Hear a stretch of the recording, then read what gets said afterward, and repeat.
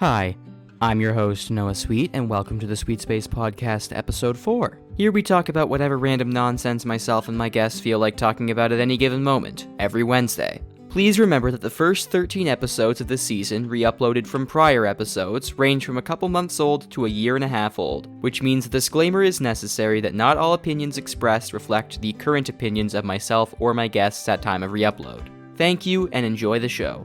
See you next week. Hello, everyone. Noah here. Welcome to the Sweet Space Podcast, and here I have a recurring guest from the last episode, Kevin, also known as AmericanElephant, also known as Elephant Power Productions. I'm not gonna, preamble this too much. I'm gonna let Kevin introduce himself because, you probably already know him from the last episode, so we don't have to say too much on this, but if you haven't met him yet, or if you just want to meet him again, then, sure, whatever. Why not? I'm going to unmute you now, Kevin. Feel free to say whatever you want to say. All right, yeah, hello, I'm Kevin. I'm currently, right now, I'm a 2D animator. I make video essays and animations for my channel, and I'm also a very big fan of comic books and comic book media, which is very fitting for today, given the topic we'll be going over. So, yeah, I'm happy to be here. I'm always down for talking about pieces of superhero media, and this one especially is very important today, because we are going to be talking about, if it's okay with me introducing the subject, we are going to be discussing, finally, the James Gunn directed Superman movie. It is finally out. It is finally here. If there was any doubt about it beforehand, the DCU, the new one, for real this time, has officially begun. And in my opinion, at least, to get things going, it is off to a fantastic start. And so, I agree. Yeah, I'd give this movie, at the very least, I consider this movie like a strong... and some people might say recency bias, but F them. I give this movie a 9 out of 10. This is easily one of my new favorite comic book movies. I think it's only going to get better with age. Honestly, I'm thinking 9 out of 10 too. At least like bordering on 9. Like it's definitely an 8. Yeah, for sure. 9 is a very hefty ranking, but I think this film might deserve it. I'll have to think about it a little more. And by the way, number rankings are just for fun. Like, they're definitely not the most complete way of, like, talking about a movie, which is what the rest of this podcast is for. Right. People are gonna be like, why are 2 episodes of your podcast in a row dedicated to superhero movies? Like, it's a common theme now. Guys, it's okay, because this time it's DC. We were talking about Marvel last time. Yes, exactly. Marvel and its weird state was the last subject. This time we're focusing on a single DC movie. So there's contrast on multiple fronts in terms of continuity. This is true. Yeah, and I mean, we're looking at the beginning of a new DC universe with this movie. I know there's other movies that are coming out. I haven't looked into many of them because honestly, I'm just going to provide some background on this topic. I do not really like DC movies, like, by and large. On the other hand, I do want to quickly clarify something. I don't read much comics. I have never read much comics. I think I've read maybe 1 or 2 comics in my entire lifetime. So I don't have, like, a comic basis for liking any of these movies.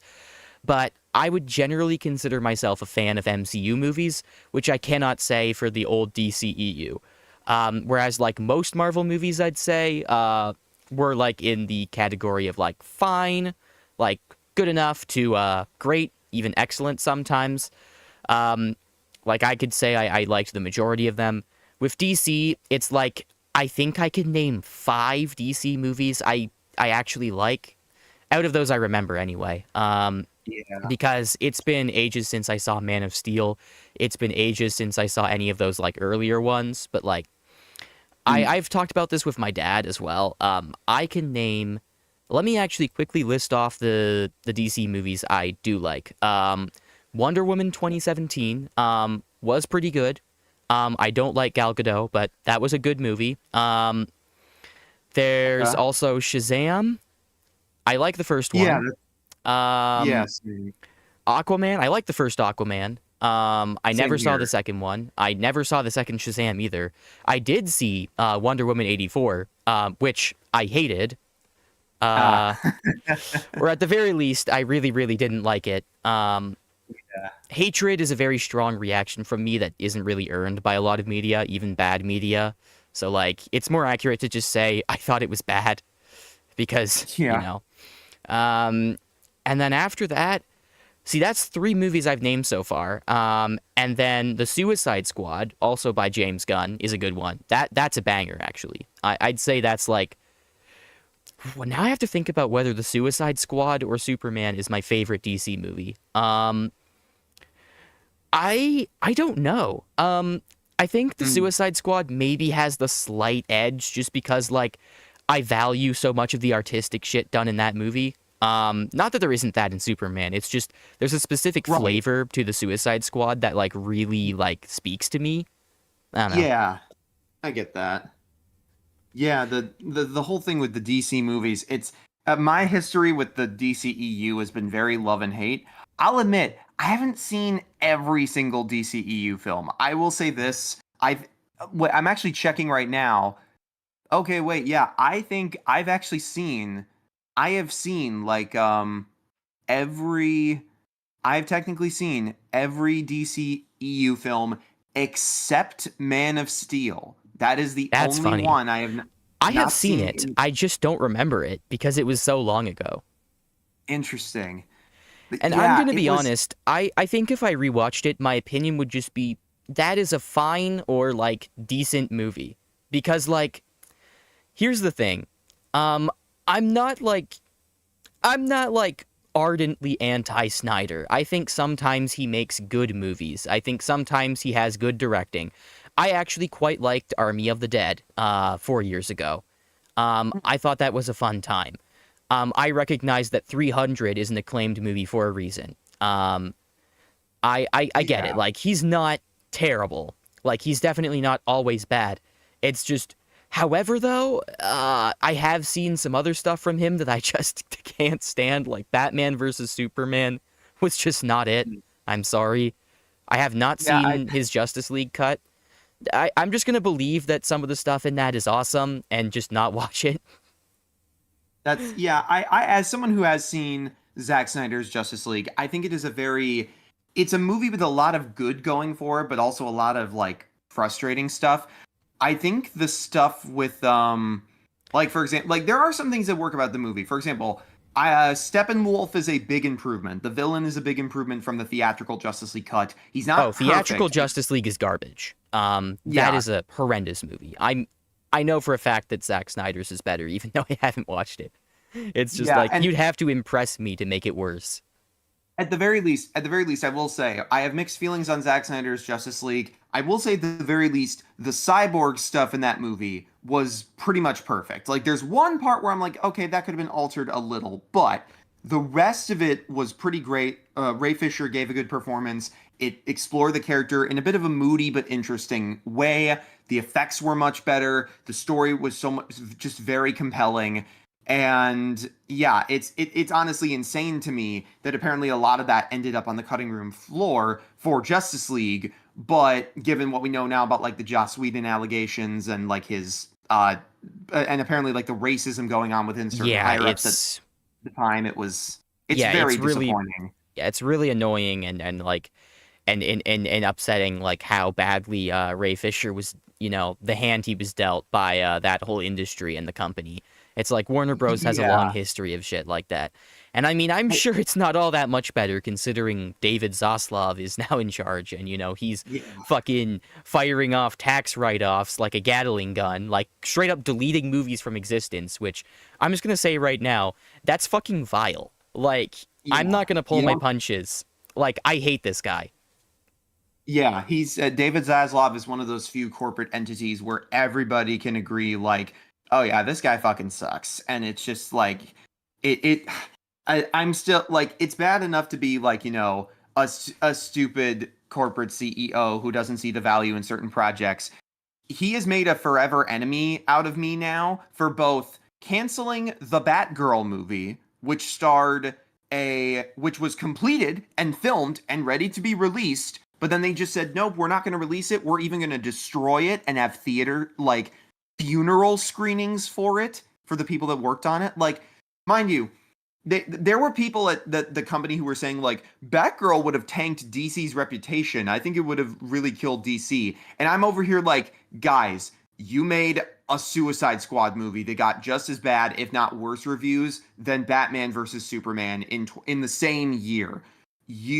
And Wonder Woman DC 84 has survived worse, like way yeah, worse. DC has survived worse. And you cannot convince me that a Batgirl movie starring a great actress from In the Heights in the role and Brendan fucking Fraser as the villain Firefly, directed by the duo behind Bad Boys for Life and Miss Marvel, there is no way you can convince me this was the worst DC thing ever. Like, are you shitting me? Yeah, it's frustrating, and I genuinely hope that someone still has a copy of that movie somewhere. I hope so too. And if you that know, wasn't and bad you know, enough, I'm not encouraging leaking movies that are owned by IP, but I'm not encouraging it. yeah, same here. And if that wasn't bad enough, David Zaslav was also the guy spearheading everything when it turns out that, you know, a shit ton of animated stuff was removed from HBO Max for no good reason, with, you know, some directors of those animated shows not even being told they were removed from HBO Max by anyone officially and didn't find out until people hit them up on Twitter. So, yeah, point is, David Yeah. Zaslav sucks. And I got a lot of beef with him, especially as somebody who is a fan of Infinity Train. But back to DC. Yeah, Yeah, with I mean, at DC, least DC itself, like, is in you know good hands with James Gunn and Peter yes, Safran. At least in my opinion, I don't know what's going on behind the scenes. Like, right. obviously, no one in I'm, a corporate role can be like perfect, but like, I'm just yeah, saying, for sure. creatively, it seems that there's a good direction going on, just Absolutely. with this specific movie and like the vision it has. You know? Yeah, absolutely. And I guess I did want to briefly touch back on again with the DCEU because I think it actually serves as like a good segue into discussing why I think Superman works so well. With the DCEU, I think the problem in hindsight was making. Now, listen, again, I don't hate Zack Snyder. I don't think he's an incompetent filmmaker. I think he can make good art and has made good art, and I understand why people Yeah, like his just stuff. not Rebel Moon. Definitely not Yeah, Rebel Moon. from everything I've heard, Rebel Moon sounds like a hot ass. But The thing I understand, as I understand it, Zack Snyder's really good when he has pushback from people. Because if he just does his own thing, like to the nth degree, you know, you end it's up with Rebel Moon. And yeah, that's it's not a just too knock, much. because I think almost every creative needs to have some sort of counterbalance in the production process. Like, Yeah, I agree. This is why people often say like this is why a lot of people who say like a lot of people will say like, Star Wars will only be good if George Lucas is in charge of it. Guys, you shit on George Lucas being in control of Star Wars for years. It was called the prequels. Like let's right? not Like, we pretend. literally had evidence that George Lucas being, like, the sole person in charge of things wasn't good. Like, it Yeah, not caused automatically. problems. Even with A Whatever. New Hope, Mark Hamill in an interview once said there was a very specific line in the script that he still remembers, where when he first read it for A New Hope, he was like, "Who talks like this, George?" So I know, yeah, that's such a funny interview. even at his best, he needs a little pushback. But yeah, with Snyder, I think the problem is this. In hindsight, I don't mind the idea of Zack Snyder making a DC movie. I think the problem was making it so that the foundation of the DC movie universe was Zack Snyder's vision and trying to funnel other creative visions through that. And while I think it worked in some instances, like Patty Jenkins' Wonder Woman, there were a few instances where I was like, okay, it's not that this can't be in the same universe, but it cannot fully fit with the exact same vibe Snyder's going for all the time. So, for example, Shazam, Birds of Prey, Aquaman, all of which are movies I like, by the way. I must say, this is why I say I have a Oh yeah, I'd love-hate never seen relationship. Birds of Prey, but I heard that was good. It's mostly I had a good time with it. It's not perfect. It's got some issues at certainly adaptation wise, but it's a pretty fun experience with some very good music. And it's Margot Robbie's Harley Quinn, who's always having a fun time. It's also got a bit more focused vision because the screenwriter, and I'm looking at this now. A lot of these films have multiple writers, but this is one of the few where it was the same person for the screenwriting and story, and then the director Kathy Yan was also in charge. But yeah, I think the thing was Snyder excels at executing a perfect, like a specific kind of vision. And it's a vision that can be utilized well, but the problem is it can't work with every single DC character. And I'm going to say it, a lot of it has to do with like color grading and tone. Snyder is a very like deconstructive, I'd say moody director, and I don't mean that as an insult. I mean that as he likes to tell more like self-serious and I feel action heavy. Almost his films give me like this muddy warrior aesthetic, if that makes sense. Yeah, I Like mean there's he's this most known for 300, which is literally a movie about a war with ancient yeah, Greece. even the movie Sucker Punch, like which is often considered like one of the perfect examples of good original idea, bad execution, has an aesthetic to it in its color grading and look where it's like, oh yeah, this is a Snyder movie, 100%. Um but yeah, even I honestly, aside from I'm not gonna say his movies have no color, but his color palettes are often very muted versus DC Comics, where a lot of these characters are so colorful and bright. It's not that they can't be reinterpreted through this lens, is that it can't work for every character. It just can't. Like, for example, I'm not against trying to work with that kind of palette for someone like, say, Batman. Like, I will say, love or hate Batman versus Superman, I think the Batman stuff was pretty enjoyable, even if it wasn't always well written or the best executed. I still quite like what they tried to do with Ben Affleck's Batman. I like the warehouse fight with him, and some of the visuals based on the Dark Knight Returns comics in the Batman and Superman fight itself were gorgeous. So I'm not gonna act again. I'm not trying to say Zack Snyder has no sauce. It's just his sauce is a very specific flavor, and that flavor doesn't always gel with other pieces of. But like the way I think of it, it's like this. Let's say you put marinara on pasta, but then you try to put marinara on mac and cheese. It just maybe it's fire, but you just don't think of it that way in your head. Like I don't put I put ketchup on my mac and cheese sometimes. I don't put marinara on mac and cheese because I just put it in a specific context. So yeah, Right, point yeah. is with Snyder, I think trying to focus. It'd be one thing if he just made his Superman that if it'd be one thing if just Batman, Superman, and Wonder Woman were funneled through that vision. I think that would have worked out better. Even though I know a lot of people have mixed opinions on the whole like Wonder Woman warrior angle, and apparently even Patty Jenkins did, because she's said in some interviews that like Wonder Woman is not a killer, even though she clearly fucking kills people in those movies, but that's besides the point. I think the problem, and I will say again, I thought he fucking killed it with Cyborg in his Justice League. I really think he was a great choice for like some of the visual stuff with Cyborg. So I don't mind Snyder cooking with certain characters. The problem is, I think they by trying to tie a ton of other characters to this singular vision and world, it's just not always going to work. There's some DC characters where I'm like, it just wouldn't work. I can't see Zack Snyder making a movie about characters like Booster Gold or Blue Beetle, or I heard rumors they were apparently going to make like there were not from Snyder, but there were rumors about possibly like a Plastic Man movie that was like horror themed. And without getting too much into it, Plastic Man, I get the appeal. Like a Plastic Man horror movie could lead to some great body horror imagery.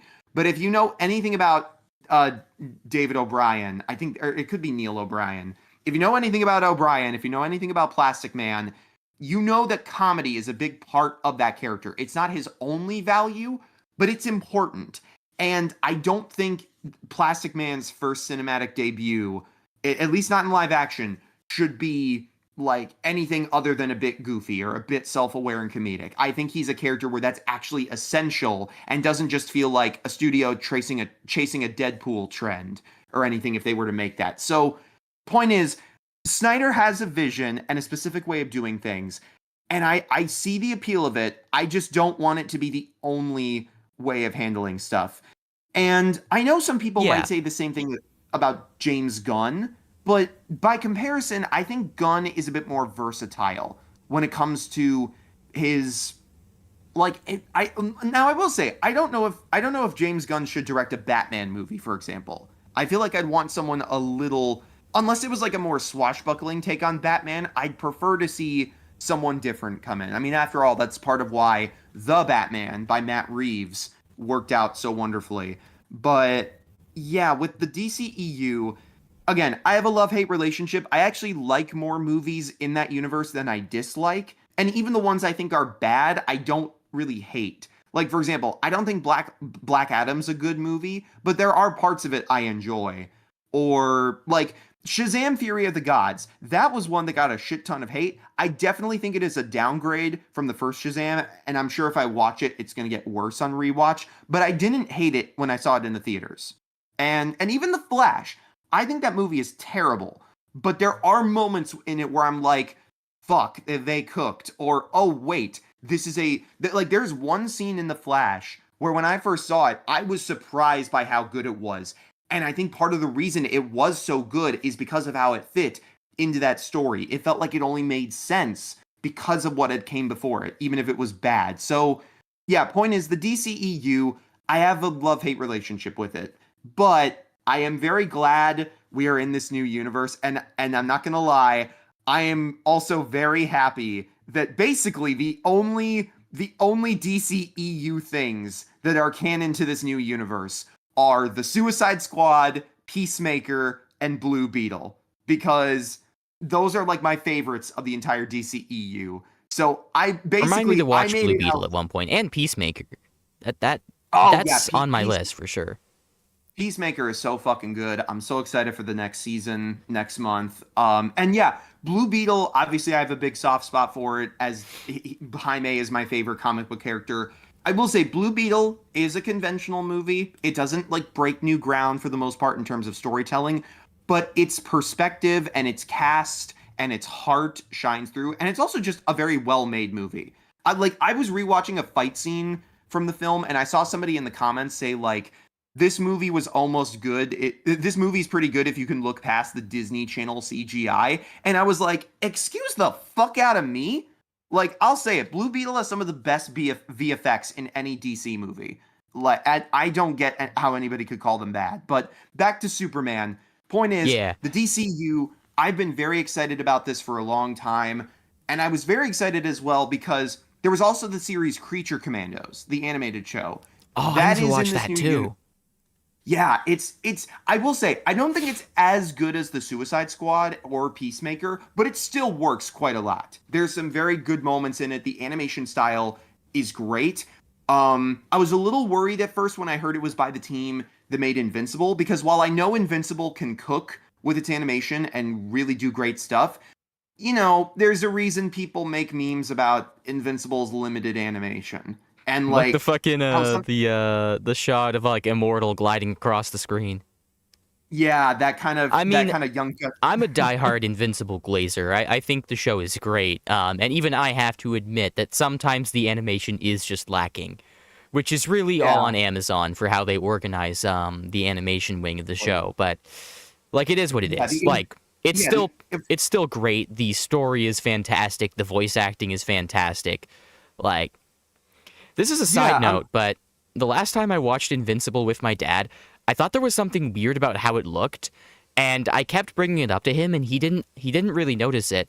But I eventually found out that my TV had a motion smoothing setting on, which was basically extrapolating the frame rate all the way up to stupidly high oh, amounts like 60 FPS, and it looked super oh, unnatural with how the characters were moving.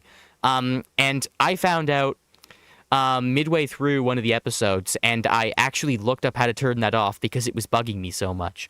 And it looked so much better after it was done. So if you Good. guys have any similar problems, anyone watching this, look up how to turn off motion smoothing on your TV because that Yeah. is fucking annoying. I'm not going to say that extrapolating the frame rate is never good, but like just Yeah, doing but it with it no extra work tends to create a pretty yes, bad result, like an it works unnatural better. looking result. It works better in live action, I think, because of like motion blur and like movies shot with live action or like 60 FPS CGI or whatever. It doesn't look good with animation typically, or it looks off or forced with animation Yeah, a lot especially of the with time. especially the more complex the animation is. Like if you're interpolating like a single movement of like a bouncing ball, that's one thing, but like, you know, when you factor in like all the ways a character moves, like it looks really fucking bad on Invincible. It's like Yeah, ah, it's but but anyway, yeah, out of that, yeah, with that out of the way, I think we, I did want to bring up the Zack Snyder thing because I know that there's like a bit of a like a toxic right. rivalry here between like I guess the Snyder cult, as it were, and like some of the gun fans. And I'm not. I mean, I've Absolutely. noticed toxicity on both sides of this. It's just like Yeah. the thing is, as far as I understand it, aren't Gunn and Snyder like friends? Like in real Yes, life, like they as far quite as I like know, each other, and they're actually quite happy with like the stuff each other are doing. Like, Rick and Morty together. Like they are friends and it's cool with like each it's other. just weird how the internet like kind of creates these rivalries that don't really exist because of like fan Yeah. wars and shit. Which is Absolutely. honestly kind of interesting with the themes of this movie we're about to talk about. But yeah, True. Superman 2025. I say this as someone who has never really been into Superman. I'm not saying I don't like the character. I'm just saying I've never read the comics. I barely remember Man of Steel, which was my first exposure to his origin story. I've never seen any of the animated series. I've never like seen any of the other renditions of Superman. I guess I did watch Batman v Superman, but that's probably not the best exposure to the character. So I didn't really know a Yeah. lot about Superman, but most of what appealed to me was James Gunn having directed some of my favorite comic book movies of all time. I've said before, I've been on record saying Guardians of the Galaxy Volume 1 to 3 are probably my top 3 MCU movies, like straight up. Um, and I love the Yeah. Suicide Squad. James Gunn does fantastic work with superhero movies. And and I was really like hoping he could bring like some of that special sauce to like a really like optimistic, hope-inducing character like Superman. Um, Specifically, Yeah. in times like this where like you know, Donald Trump is the president and other like terrible things are happening around the world. It's like we kind of need a spark of hope, you know? Yeah. And having like a director who's done that great of a job, like made some like emotional bangers already, in charge of a character who's really simple, really emotional. It's like that is perfect for him. It's like I figured this was going to be a slam dunk. And I believe it was. As I said, I'm torn between like an 8 and 9 out of 10, but I think I'm closer to a 9. The movie is absolutely fantastic. I think the central character of Superman is portrayed wonderfully in that movie and realized Yes. like so beautifully. Lois Lane is great. Um, the Nicholas Hoult as Lex Luthor is incredible. Oh my God. I Yeah. fucking love that performance. And I like Crypto. Crypto was a fun addition. Um, Yes. I'm not Love even crypto. particularly that into dogs. My dad is allergic to fucking like every pet under the sun, so we never had one. And my mom doesn't want to take care of a pet because it's already enough work to raise 3 kids. It is very difficult to take care of a pet. It is I say this as somebody who has owned dogs and owns one now. Yeah, dogs are very I mean, it was honestly, it, you know, it was I mean, great if watching the film because everyone in my family was like, "Oh yeah, we have crypto. Like that is just one for of our real, dogs, for 100%." real. Um, I mean, if I ever had to get a pet, I'd probably go for like something a bit more low key, like a cat. But like, I wonder if there's like a cat equivalent of Crypto in DC. There has to be. Oh yeah, I'm sure there's something. I mean, There's Marvel kind of definitely other. has, you know, the cat from Captain Marvel, if you think about it. I forget its name, but whatever. I Yeah, mean, it's not really a I cat, but neither is Crypto an actual dog, as far as I'm aware. right. Yeah, Goose is an alien. Technically, yeah, technically Crypto is his own kind of weird dog. That yeah, the only other I know I'm sure there's like some kind of super cat or something, but the only DC cat I can think of is Dexstar, who's a Red Lantern cat. And the Red Lanterns are powered by rage. So a rageful little cat in a red green lantern suit. That's sounds about right. But yeah, I at I least don't for know if Crypto, most like cats are angry. I think most cats are just the ultimate trolls. Like they're yeah, serial rage baiters. yeah. We've never owned a cat because of again allergies within my family, but the not on my side or my half, but yeah, we know people who own cats, and they are definitely. I've seen many a video of cats just saying "fuck this glass" in particular when nothing wrong is happening. I still remember a video of a cat about to push a glass off. The woman says, "Kitty, no, no, no," and the cat looks dead at her for a good like 3 seconds, and still looking at her, pushes the glass That's off the so table. funny. That is They so are funny. they are just dickheads sometimes for the love of the game, and I respect it honestly. Yeah. But then, you know, if you ever really need something, like if you're having a shit day and you just want like comfort, the cat's gonna be there. You know? Like it's Yes, gonna a troll hundred, you. It's gonna troll you like there's no tomorrow, but like when you really need it, it's always gonna show up. absolutely, I and yeah, think so yeah, go- crypto, really great.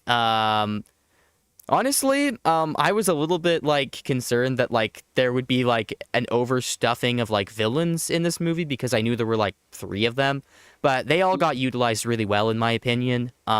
yeah, Same with all of the side heroes. I've heard that this movie is apparently like overstuffed and it like takes too much attention off of Superman with like the Justice Gang. I disagree with this take because like to yeah, me like I know I haven't consumed a lot of Superman media, so maybe I don't have the right to talk on this, but like the vibe I've always gotten from Superman is that he's a really like affable, like compassionate team player, and that it makes perfect sense to show him working with other heroes to save the day. Like yeah, and also and I like there's a thematic purpose to those, Guy Gardner and all those other characters being in the movie, considering like the whole point is they start off as like kind of a corporate team who doesn't really like do who doesn't really like do things exclusively for like its own reasons or like do things because it's right. the right thing to do, but Superman inspires them to be better and actually like go out and do proper heroism. Yes, for sure. And they And we'll get also into that later, but I'm just right, saying and I disagree that the movie is overstuffed for having these characters in it. I disagree as well. I understand why it can feel like a lot at certain points, but I think a lot of the elements regarding yeah, like superheroes and just this crazy world are relatively picked or quick to pick up. And at the very least, to me, in a meta sense as well, since this is a newer universe, I like how it's going for a lived-in feel with all these superheroes being around. That there's the established Justice Gang and all these other individuals who are from DC Comics to give this world to immediately establish to new viewers like, okay, yeah, this is a very lived in world. It's one where you kind of have to you can get used to some of the crazier shit, but they're already used to it, so don't expect them to explain everything. That's a great thing that Um, Gunn's also done with the Guardians because he has so much like fun world building with like these random ass like side characters that are prominent. It's like I would never call the Guardians movies overstuffed, despite the fact that they have a lot of characters in them that serve like various roles in like making the world feel more fleshed out. It's kind of like a specialty of his. And I'm not saying other directors don't do this. It's something I've noticed that he does like in his superhero right. movies. The Suicide Squad as well has a lot of that. It's just In like fact, I would. I what wouldn't I like love the is that, movie as much if it acted like the world revolved around Superman. Like, I know Superman's a big fucking deal, and he's like really important, and millions of people look up to him. But the entire world is not him. Like, yeah, I like that there's exactly. more heroes. I like that there's like a wider focus on the universe. I don't think it takes away from his story at all because again, it's thematically relevant and like some of his like interactions with those guys with like the Justice Gang and some of his interactions and some of the other characters' interactions with them like Lois, it's like they add to the movie. For sure. And I love the ways that these characters are uh intro I love the way how with these characters all of them get just enough of screen time, I feel, as to where everybody gets some badass moment or big key element where Mr. they get to be Terrific's themselves. fight near the Oh my portal, gosh. fucking love Yeah, that shit. like That was holy peak. shit. I say this as somebody who's a relatively new Mr. Terrific fan. I've only read like a few comics he's in. I'm not like the biggest like knowledgeable guy on him, but from everything I've seen, he's a super cool character and it's awesome to see him getting this attention. As well as I mean, he's played by Eddie Gathetti, who played the character Darwin in X-Men First I was Class, going to a mention character who that, you know, the guy who can't die but gets killed instantly. yes, I say this as somebody who loves X-Men the first That meme X-Men First shows up Class. literally like every month on Twitter. It's really funny. Yes. So it's great to see him playing a role where he gets to have more like point in the script and also like have his powers fully utilized and be more badass. It's just a really nice it just feels like everybody's being treated well and properly within the narrative and has a key role to play. And there's even some characters I wasn't expecting to be as interesting or unique as they were. Like the villain character, the machinist or the sorry, The the engineer. engineer. Yeah, the I know. So I'm very curious to see how that turns out for like her character if she's going to come back because so James Gunn, when the DCU was announced, he said one of the movies he was going to be making was a group of comic characters called the Authority, and how they're basically like, to my knowledge, I didn't know who the Authority was till he announced the film. From the research I've gathered, they're essentially like, and by research I mean watching Nando V movies explain what they are. They're basically like a Justice League that does things more intensely. They're not like the Seven from The Boys. They're not like overly edgy or anything, but they're not afraid to, you know, get their hands dirty a bit more than other Justice League heroes. And James so yeah, Gunn said he was going to be making an Authority movie. And I when I learned that the engineer was going to be in this film, I was like, "Oh, that's fun. Introduce her here and then see how she does, and then we'll see her again in the Authority movie where she can be cool still or improved on." But I don't know what the development of the Authority film is right now. I don't even know if it's still happening. So I'm very curious to see where this character goes because to my knowledge, she's never been in a Superman comic before.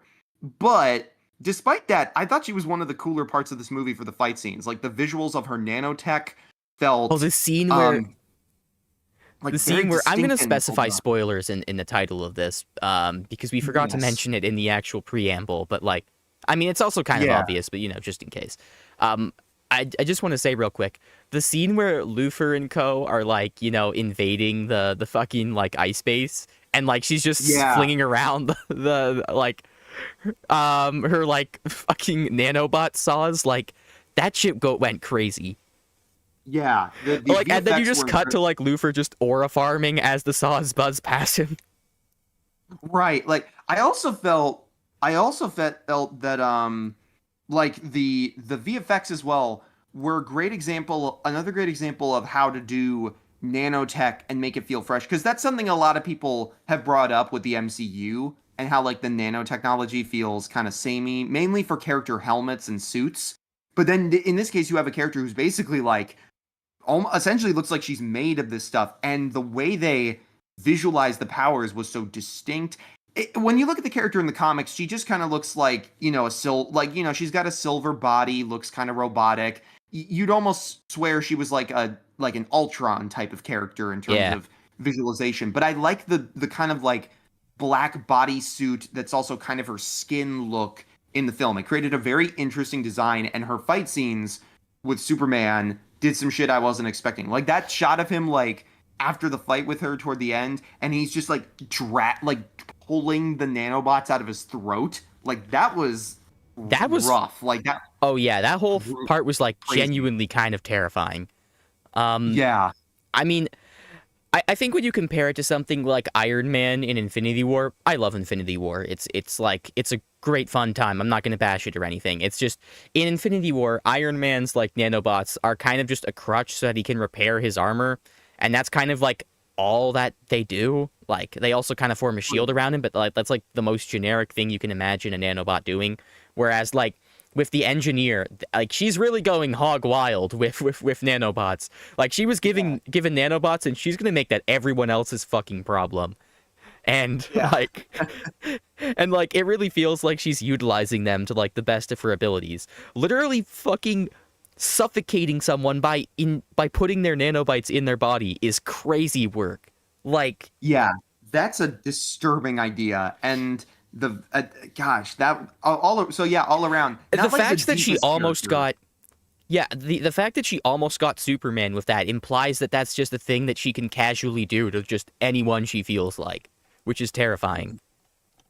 Right. It's just it was such an again for a character that I think is a risky inclusion, given that we don't even know if the movie they're supposed to appear in, based on the comics, is even going to happen. Like they were used well for the time they got. So yeah, the machinist was a very effective side villain. And oh yeah, I guess since we're The also talking about engineer. villains, yeah, the engineer. Sorry, I don't know why I keep saying the machinist. There I might be keep another character named the Machinist that's throwing you off. I feel like there could be. yeah. There's like I think there's like some other DC or Marvel character called like the Machine Smith. Let me look this up actually. The I mean, Machinist. I'm thinking of Machine Head, who is a character from Invincible. Oh, it's a fucking it's a Christian Bale movie.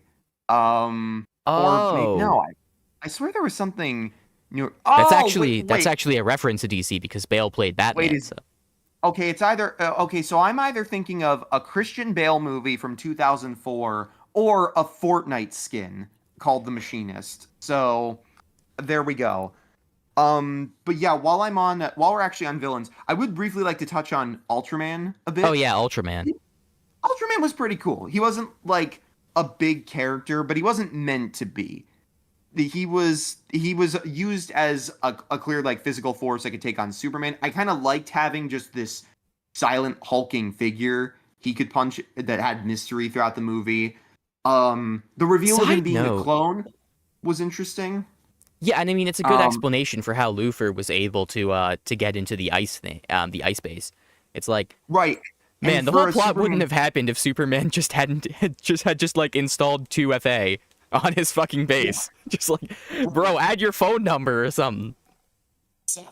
exactly just two-factor authentication I on mean, I guess the that's the fucking lesson he learned. right.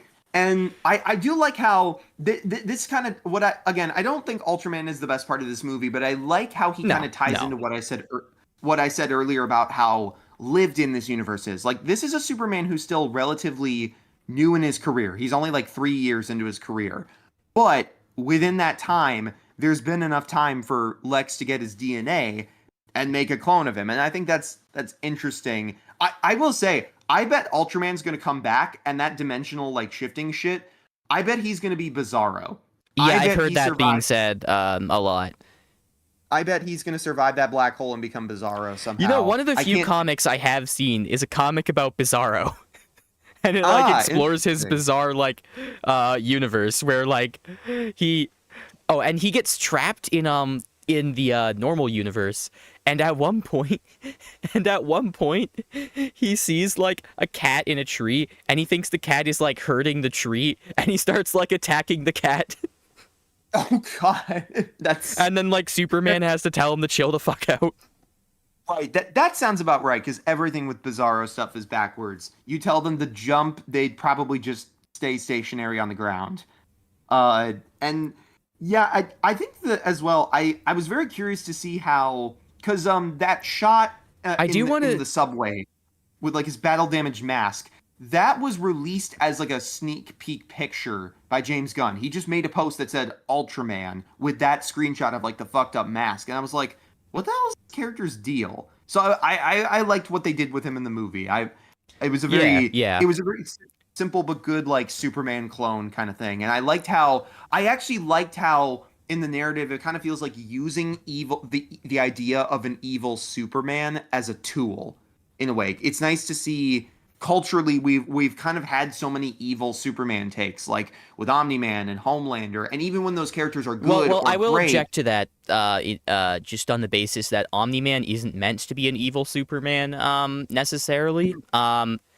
Okay. Invincible is more so about like what if Superman had a shitty dad, instead of like what if Superman was evil, Okay, yeah. because So like I think what if Mark is Jor-El probably was God? the yeah, sure.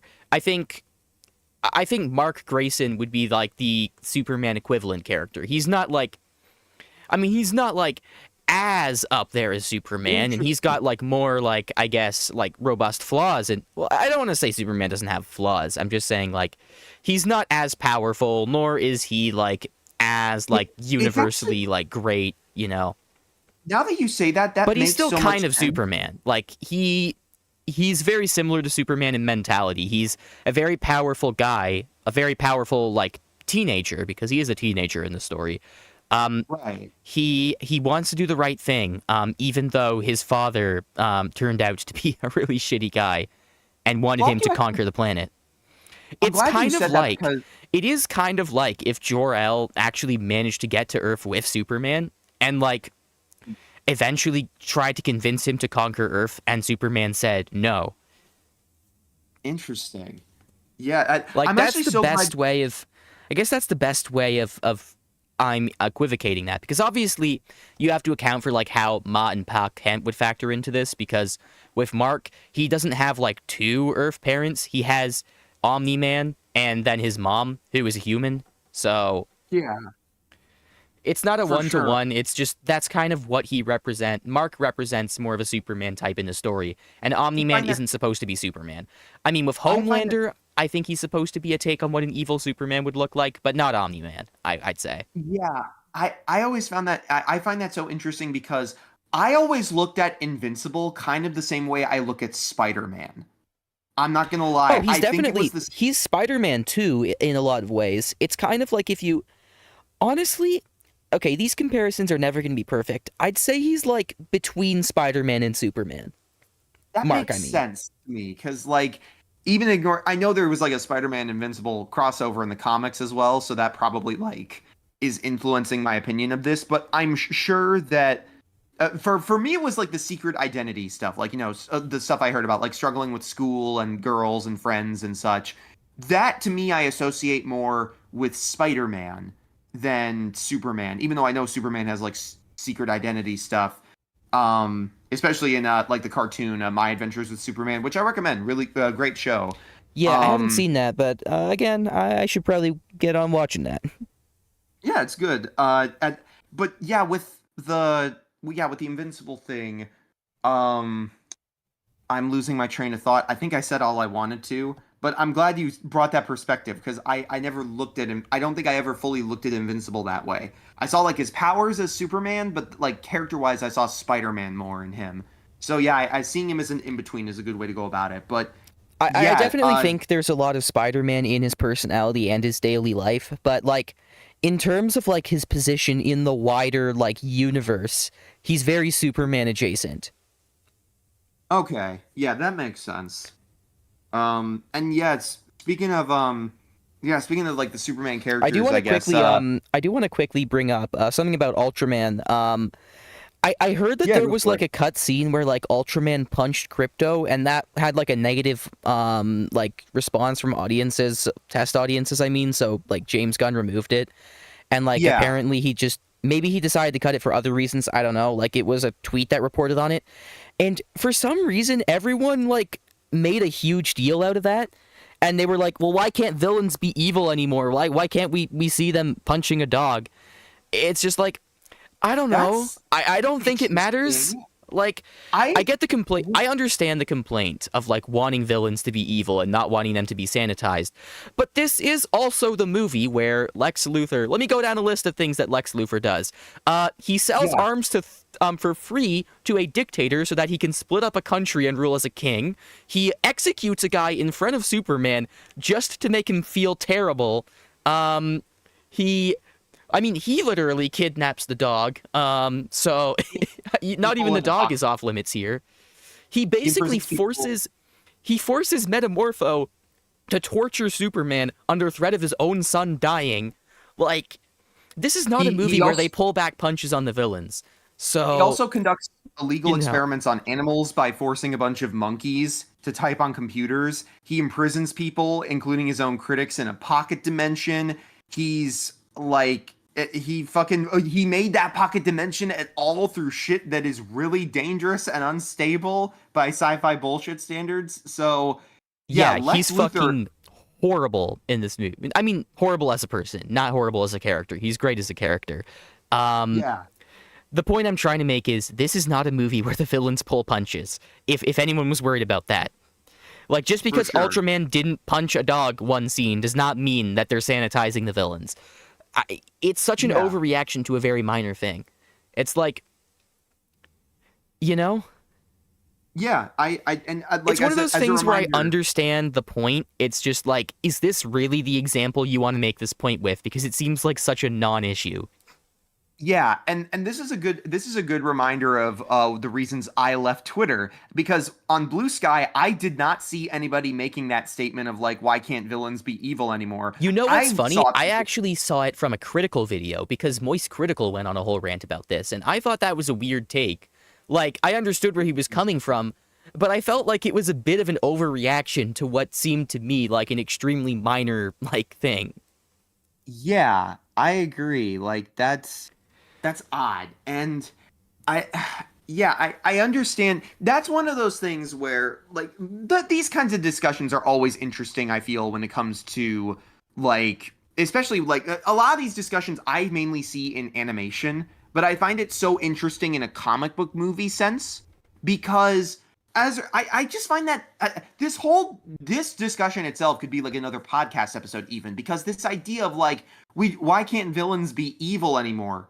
I'm just kind of over here like, guys, we had a lot of comic book villains that were just pure evil or like basic evil, and you hated them. You hated Malekith in Thor: The Dark World. You hated Caecilius in Doctor Strange. You hated... I mean, Malekith, the problem with Malekith was that he was just fucking boring, so... I agree. Malekith wasn't a well-executed character, but, like, we have other similar characters where they were described as just like generic evil bad guys, and people hated them for years or like called them weaker villains, like Ironmonger and Yellowjacket, who I must say, Yellowjacket and Ant-Man, I will fight people on this. He's a good villain. Not perfect, but way fucking better than people give him credit for. Like, and to an extent, I get it. I don't want just generic, boring, evil villains. Honestly, I felt that's what Kang was in Quantum Mania. The biggest problem for me with Kang in Quantum Mania was he just felt so uninteresting. They talk over and over again in the film about how he destroys timelines and can manipulate time itself and build him up as this big threat. And then I just didn't feel that menace. I think the most intimidated I was by him was the part where, like, after seeing all this horrible shit he's done, Janet asks him who is Kang, and he just says, who I need to be. And when she says, like, lives could be lost, and he says, I wish that mattered. That was probably the most intimidated I was by him. But in that whole movie, at least from stuff that wasn't in the trailers. But yeah, so I mean, when you compare it to someone like Thanos, who, like, you actually feel the threat of him with that, like, massacre scene with, like, Gamora's planet, and you feel the threat of him because you see how he tortures Nebula repeatedly. You feel the threat of him because he executes Gamora, like, straight up to achieve his goals, because that's how, like, into it he is. Yes. Like, they do a perfect job of setting him up like that, whereas, like, someone with Kang...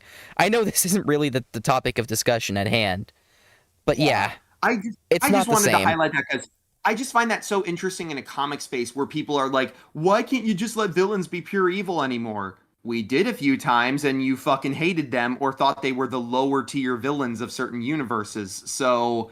I mean, I know we have good examples, obviously, now, like Hela in Ragnarok, but I don't know. I just found that kind of funny. How, like, Yeah, I guess. honestly, I mean, I think the I do problem get people it. have is more so that, like, villains just can't be shown doing evil things, which, I mean, sometimes is true, but again, this is the movie where, like, Lex Luthor does all that shit. So, Yeah, like, yeah, not the movie it's to be making this criticism about, honestly.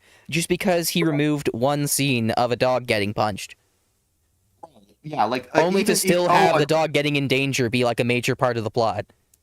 yeah, Lex was more than enough of a threat throughout the film with just all the evil shit he was willing to get away with. I mean, I'm still thinking of the I still that line where he says like they chose him, let them die. Like that is It's the pure Lex exact Luthor kind right of there. it's the exact kind of petty shit that's also like extremely evil that you see from like a lot of real world like billionaires. Like it's Yes. impossible not to draw comparisons to someone like Elon Musk.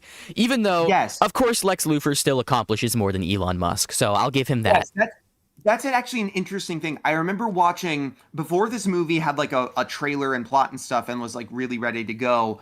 Back before this movie was like really announced to the world, there it was rumors about like a Superman reboot.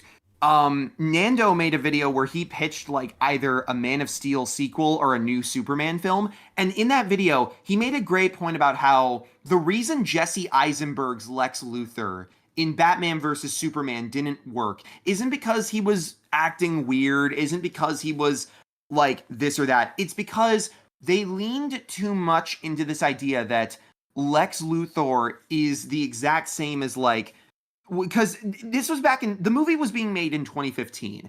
And as Nando said, we had a lot of different opinions about tech billionaires like this back then. And I'm going to be quoting slash paraphrasing Nando a bit, but he basically said, and I agree with him on this, tech billionaires in real life are not Lex Luthor, not in full. Lex Luthor would not like spend Lex Luthor would not spend millions of dollars on Meta. Lex Luthor would not like put on a cowboy hat and put champagne over William Shatner after he's stunned about like the beauty of Earth with a weird rocket ship thing. And most importantly, he would not buy Twitter to get the approval of a bunch of weird nerds through shitty memes. And in fact, one of my favorite Nando quotes: Lex Luthor would never tweet. So and don't get me wrong, this movie kind of does that tech billionaire stuff too, but it feels more interesting. It's not that oh he's the direct tech billionaire making certain decisions directly himself. He's hired a bunch of weirdos and psycho people and just immoral people who are willing to go along with his shit to execute his plans. So it feels more and he's much more manipulative and interesting. There's a sense where with the public persona that Lex put on, I can see how he'd manipulate people out like beyond closed doors or beyond like his Luthor Core tower. So I felt the execution was a lot stronger here, and Holt brought just the perfect balance of pathetic psychopath to the role. Like I was as shocked by how evil Luthor was as I was just wanting to punch him in the fucking face. And it was so well executed throughout the movie.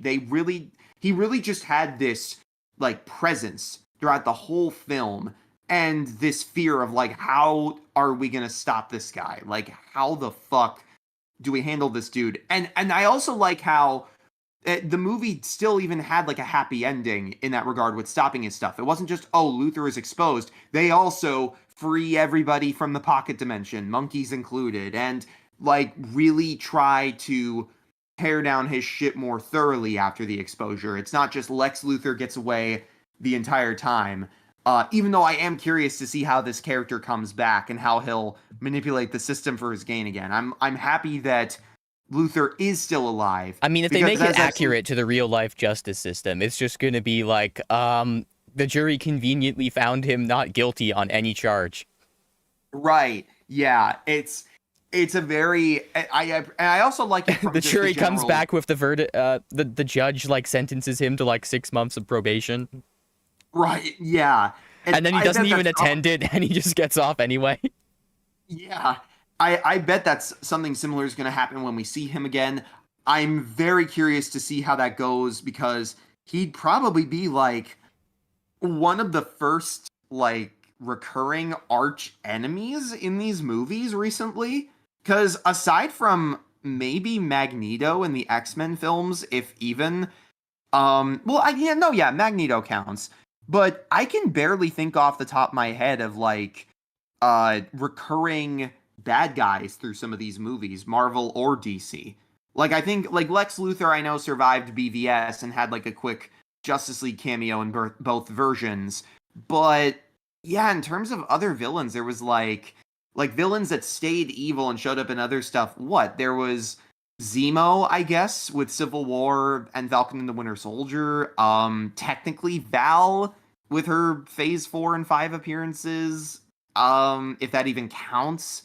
But not like a recurring arch enemy, for example. Like we didn't, for example, have like a version of the Joker popping up throughout an entire trilogy of Batman movies, or we didn't have Cheetah come back from Wonder Woman 84, which honestly, given everything I've seen from that movie, was probably for the better, and I can't wait for Cheetah to be done justice in the Wonder Woman film that they're working on, which that is some good news I've heard recently. James Gunn has said outright, we do want to make Batman and Wonder Woman movies, and the moment the scripts are done, the moment they have a Batman script and Wonder Woman script, those films are going into immediate production. So that is great to hear. I'm very happy to hear that they are, because a lot of people, myself included, have been like, okay, is Wonder Woman actually a character you guys want to work with, or are you just not going to do jack shit with her? Like, she's in the Trinity, but even in the first DCU announcement, we had no announcement of a Wonder Woman film. And then the Monolith game got canceled as well. So it's like, what's going on? Like, why can't Diana win? And even the cancellation of even the Wonder Woman 3, like, it sucks either way, because it's canceling a Wonder Woman movie, even though she deserves more. But if Wonder Woman 3 happened, it'd still be Gal Gadot. And public opinion has changed on Gal Gadot for sure. So, yeah, not to derail the whole conversation about Superman, I just figured I'd bring that up, because with Lex Luthor, I'm curious to see how he comes back later on in other DC properties or just the Superman trilogy in general. I want to know how they're going to plan that out. For sure. I mean, regardless of how that happens, I just think he was done wonderfully in this movie. Just the sheer hater energy that this guy has. And like, for sure. And I mean, he does like have the perfect balance of being like extremely like punchable, but also like legitimately terrifying. Like the way he even treats his girlfriend is like low-key terrifying as fuck. Because like because like sure, like maybe it's funny in a vacuum that like he's like pissed at like his girlfriend for like just like undermining him for Jimmy. But when you think about it, from that girl's perspective, that is literally one of the richest, most powerful men in the world. And like he's doing that to her. Like that's got to be fucking terrifying. Right. Yeah. Honestly, I thought like after that shot of like the closet being opened when she's sending the stuff to Jimmy and like Ultraman or Lex drags her out, I genuinely thought we were gonna learn later in the movie that she just died in a really messed up way, or like she was found dead or something. Because that wouldn't have surprised me. Yeah, because Lex was just so evil in this film. Like I fully believed that would have come back up later. 100%. But her, she helped like bring down his whole fucking shit with those pictures. I love that. Like I love the fact that like she was like portrayed as a bit of a ditz, but she was actually like really intelligent. It's like don't judge a book by its cover. Like with all those like photos. And I love the gag that like Jimmy is just inexplicably like a fucking player. And he doesn't even try to be. He just has like Riz and aura wherever he goes. Exactly. That's pretty great for Jimmy as well, because he just gets up to so much stupid shit in the comics. Yeah, I heard a rumor. I've heard the comparison that Jimmy's life in the comics is basically like a regular show episode. That sounds about right. From everything I've seen with Jimmy, that sounds perfectly accurate. Like there's a comic where he like just I don't know everything with Jimmy Olsen. I know there's a comic where he accidentally marries a gorilla or something. Like Jimmy Olsen comics are weird, and I heard recently James Gunn is considering TV show possibilities for both Jimmy Olsen and Mr. Terrific. I'm all here for it. Like that sounds Oh, let's fantastic. go. They That's can gonna be find the right peak. idea. That is gonna be peak. Um, Oh my oh my gosh. yeah. And I mean, I think you were gonna say something when we were finishing up with the Ultraman segment before I redirected us to I don't know if I the whole like Ultraman punching the dog thing, which brought us to Lex and whatnot. yeah, I don't think I was. I was just, yeah, commenting on how I liked the way Ultraman was utilized, even if he wasn't my favorite thing done with a villain in the movie. Um, yeah, I don't know. I don't know if I had another point, but I would at That's least fair. like to Yeah. talk about I part of me does just want to go talk about like the superheroes, but I do want to talk about Lois, at least for a moment, Yeah, because for sure, for sure. I was gonna Lois say, I mean, like, with a performance on the level of Nicholas Holt's, like, you need something of a massive magnitude to match that in Superman. And I think David Cornsweet delivered and then some. Like, yes. I was really impressed by what he managed to pull off. And he made the character of Superman feel like so unabashedly human. Right. But Yeah, we'll get to this that is in a minute because I agree. We should probably talk about Lois for a second. yeah, Lois is definitely like obviously Rachel Brosnahan did a great job with the For role. sure, for I've sure. again, I will say I'll bring this up later as we kind of close out, but when it come with point is with my Superman history, let's just say I have more history with Batman than Superman, just to start. So I've not seen every take on Lois Lane or every version of her. But from the versions I have seen of Lois, it's always nice to see her used well. Like I will say, I'm sure Amy Adams could have been a fantastic Lois Lane if the movies just handled her better. I don't think she was done like horribly dirty or anything, but I felt she got utilized weaker in the Zack Snyder films, honestly. And especially compared to like she's great in the just like the DC animated universe stuff, like the classic Superman adventures, Justice League Unlimited, all that. And then in my adventures with Superman, that's probably one of my favorite Lois's. She's like the comparison has been made that visually she looks like Luz from Owl House, and kind of a similar personality there. But yeah, Lois I is mean, I really think really people are only saying that because of the hairstyle. Like, yeah, it's her being tan and having I guess short that hair. too. That's really it. Which is funny because it's like oh they look similar. They're not even the same ethnicity. Luz is like Dominican American. Lois is like half East Asian at least in my adventures with Superman. But yeah, I love Lois in that show. And I really enjoy what Rachel Brosnahan brought to this performance. I like how I mean, I bought like the chemistry between Lois and Clark in this, and I really enjoyed their scenes together. And I love that like Lois was out there trying to save like her partner. yeah, I loved how she tried to when she was interviewing him, it was easy to see how he was getting frustrated with her, but she was just doing her job. Like she was approaching this how she would as Lois Lane and just going for it with what she believes in and what she's trying to get across in an interview or what the One get asking hundred, hard 100%. And I mean, I think Lois going out to save Superman with Mr. Terrific is a great example of how like Superman isn't just saving people, like people save him. Like he has his own support network because, of the inspiration he is. And you mean you get that as well with like random fucking people on the street like helping him back up because they love him so much and because he's yeah, done so much for people. I for love sure. I mean, I just love the fact that he saves fucking everything he comes across that's alive. A fucking squirrel. Who the fuck saves a squirrel? Superman Right. does. Yeah, That's the answer. that's one thing I love about James Gunn movies. In hindsight, like I love this was something I realized about Superman that I really loved about that is one of the things I love about James Gunn projects. In every single piece of superhero media he has made, at least in Marvel and DC, I don't know about some of the earlier stuff, but for every single piece of superhero media he's made, James Gunn always considers what's happening to the animals in these larger than life scenarios. Obviously, that's probably most reflected in, like the Guardians Volume 3, especially with the saving of the animals from the High Evolutionary, as well, Eagly in Peacemaker is a great example. The rat catcher stuff in the Suicide Squad as well. But the reason I say specifically here, that shot of him saving the squirrel really made me think, okay, yeah, that's not only fantastic for Superman, but also that it's so satisfying for me to see this in superhero movies, because it's a question I've asked myself since I've watched a lot of superhero stuff.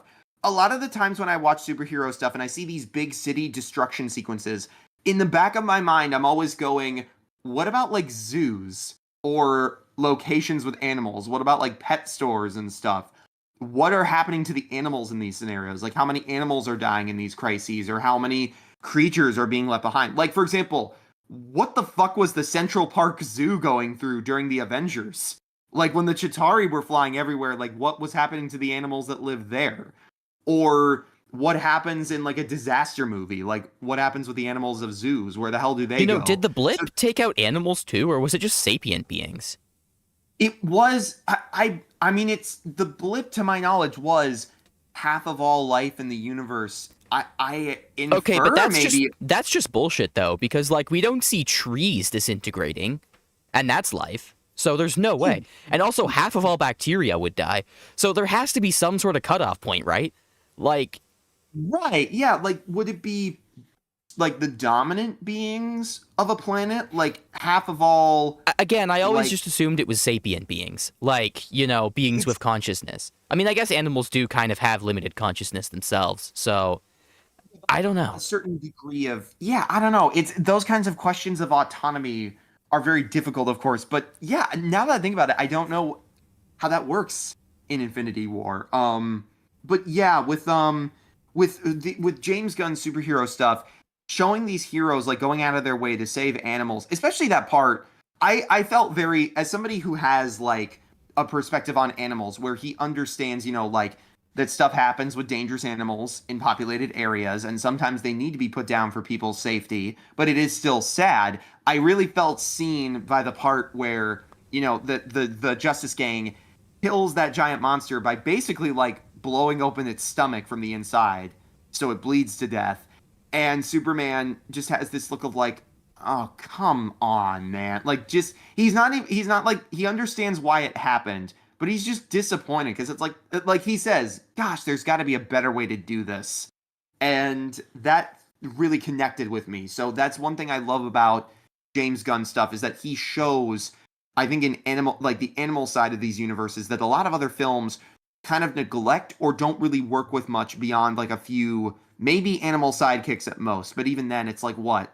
Rocket, I guess Harley Quinn's hyena and Birds of Prey, that sort of stuff. So yeah, with the gun superhero media, I really appreciate when he does that. And but back to Lois, I Yeah, for really sure, for dug sure. that whole interview scene was really fun. I loved the back and forth between her and Clark. Their delivery felt very natural. I loved I love the bit about, like, Superman saying like, Superman doesn't have time for selfies or like internet stuff, and then Lois brings up the hashtags and he's like, super shit, come on Lois, that one specifically like annoys me. It's like, this is on record, Oh, Clark. It's that feels so real to me because I mean, I'm someone who like gets weirdly impacted by like certain types of hateful comments, which is why I try to distance myself from them. Um, so it's nice to see that even Superman can feel overwhelmed by that stuff. You Yeah, know? I loved how I also really liked the bit afterward where she's at the sink and she's just like, and he's trying to see if she's okay, and she's just like, yeah, no, I'm good. I told you I'm not good at relationships. I'm like, that felt like a very real, honest, like, relationship moment. To me, it didn't just feel like, oh, these are actors doing a great job. I was like, no, this is Superman and Lois in a relationship. It Yeah, felt like they a really very disappeared real. into their roles, and I love how she's proactive in this. I like when the Yeah, love interest is a proactive character who has their own shit going on. I don't think a love interest should always just be an extension of the main character in the story, and that's not what it felt like in this movie. I Yeah, think no, I think Lois Lane was very much like portrayed to be her own character, um, and really 100%. complemented Superman well. I loved her going out of her way to like go to the fucking pocket dimension. Like, even though she was scared to go in that like pocket dimension opening with Mr. Terrific, she was still like she was the one who encouraged him to go, the Justice Gang, to go out there and help Clark and find him after he was detained. So it's really good to see like a character be this proactive. That is one thing I will say. I like how DC movies, they seem to at least try to be more proactive about some of their love interests. And not all of them. I think there were some examples where they just didn't work. Like Iris West in The Flash was barely there, which is unfortunate. Um, I and think I I thought forget they were his going to name, do. but Chris Pine's character in Wonder Woman is pretty well utilized as a love interest, Yeah, right? Steve Trevor. Yeah, Yeah, Steve he's Trevor. used well. From my understanding, he's used well in the first one, but then the second one just. Uh, Yeah, I mean, fun bits from Chris Pine's performance because he's a pretty charismatic actor, but like, nah, yeah.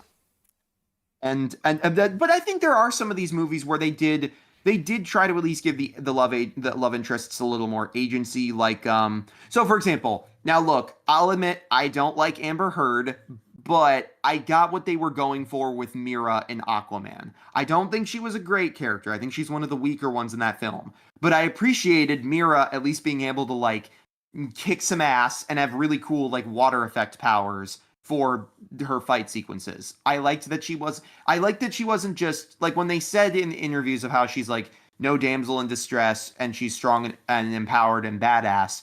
We actually get to see that in the movie 100%. It didn't just and look, you know me, I hate anti-woke people, but I hate that I do agree. I do get frustrated sometimes when people talk about like insisting upon a character being strong as opposed to actually showing it. I get that from a writing perspective and a filmmaking perspective. I don't think So, anti-woke people are the only ones who complain about this. It's just when yeah, anti-woke no. people do it, they tend to complain about the wrong instances of it.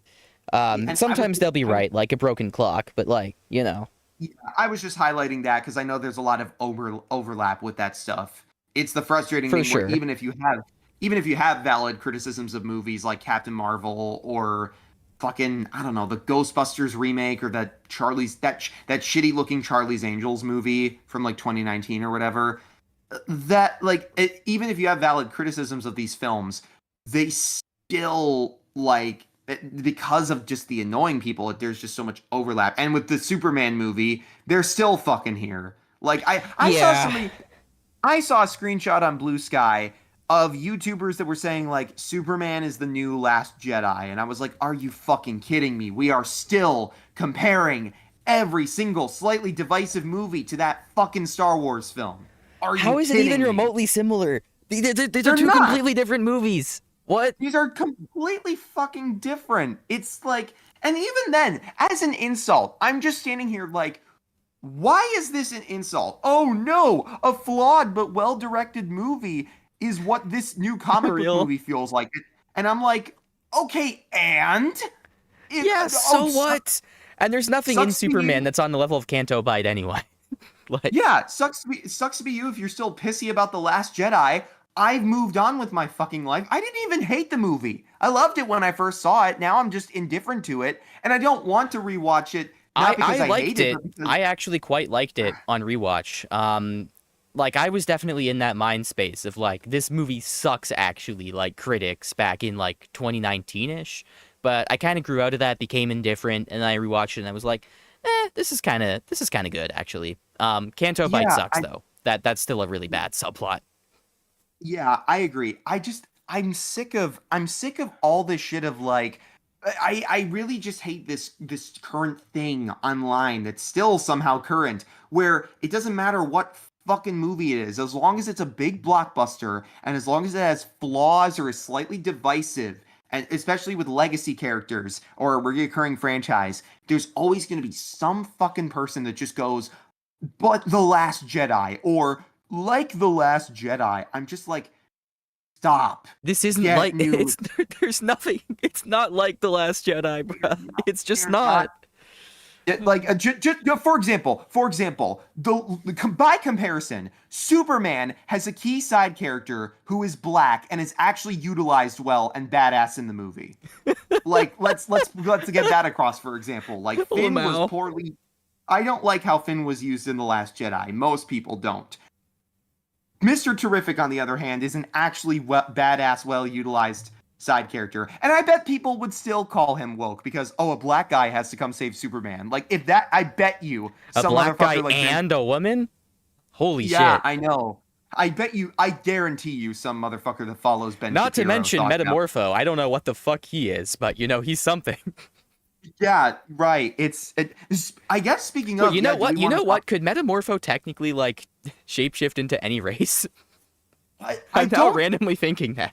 I don't think so. Metamorpho's powers they're not technically basic shapeshifting, like, in a traditional sense of like, oh, you can disguise yourself as someone like a Skrull would, per se. Metamorpho's powers are strictly like, he can physically turn his body into different elements.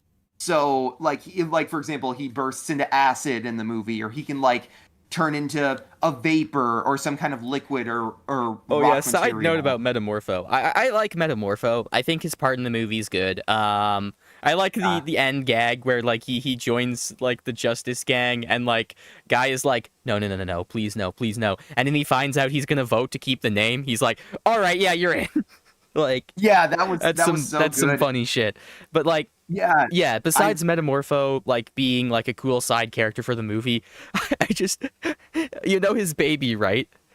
I couldn't that was stop a fucking surprise. thinking. I couldn't stop thinking about Chicken Jockey whenever I saw that baby.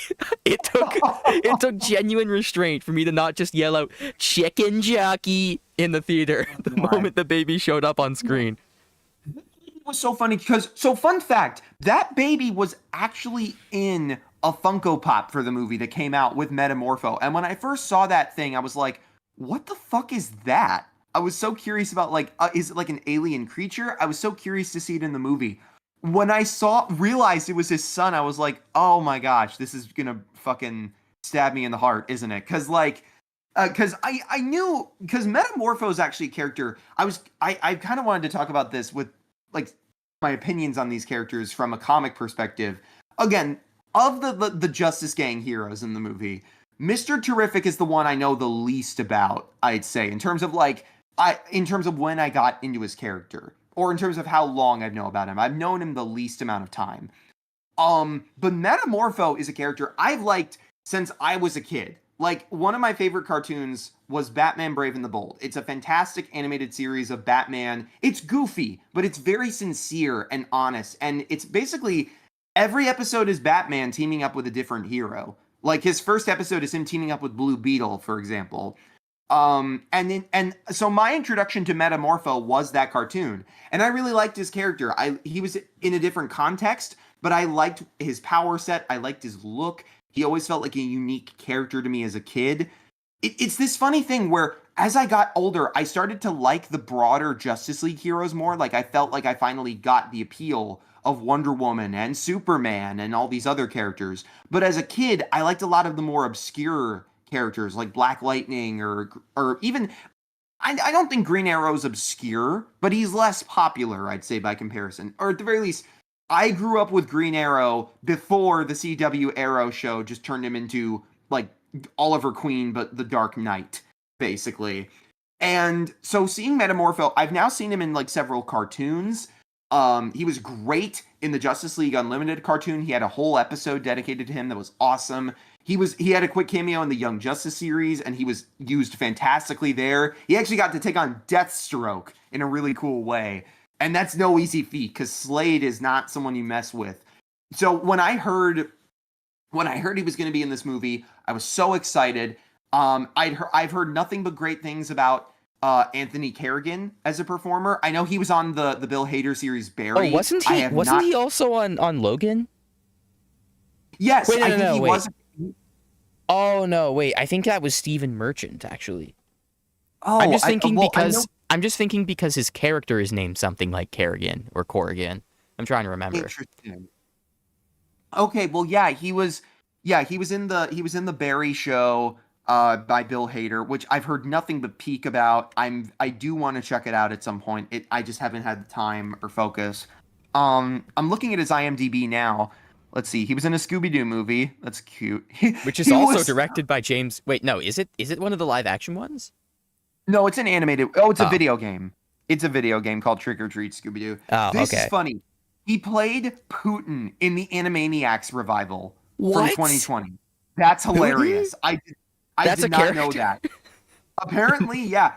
And it looks like he's also had history with DC. I remember this. He was a shape-shifting character already on The Flash during Flash season 1, the CW show.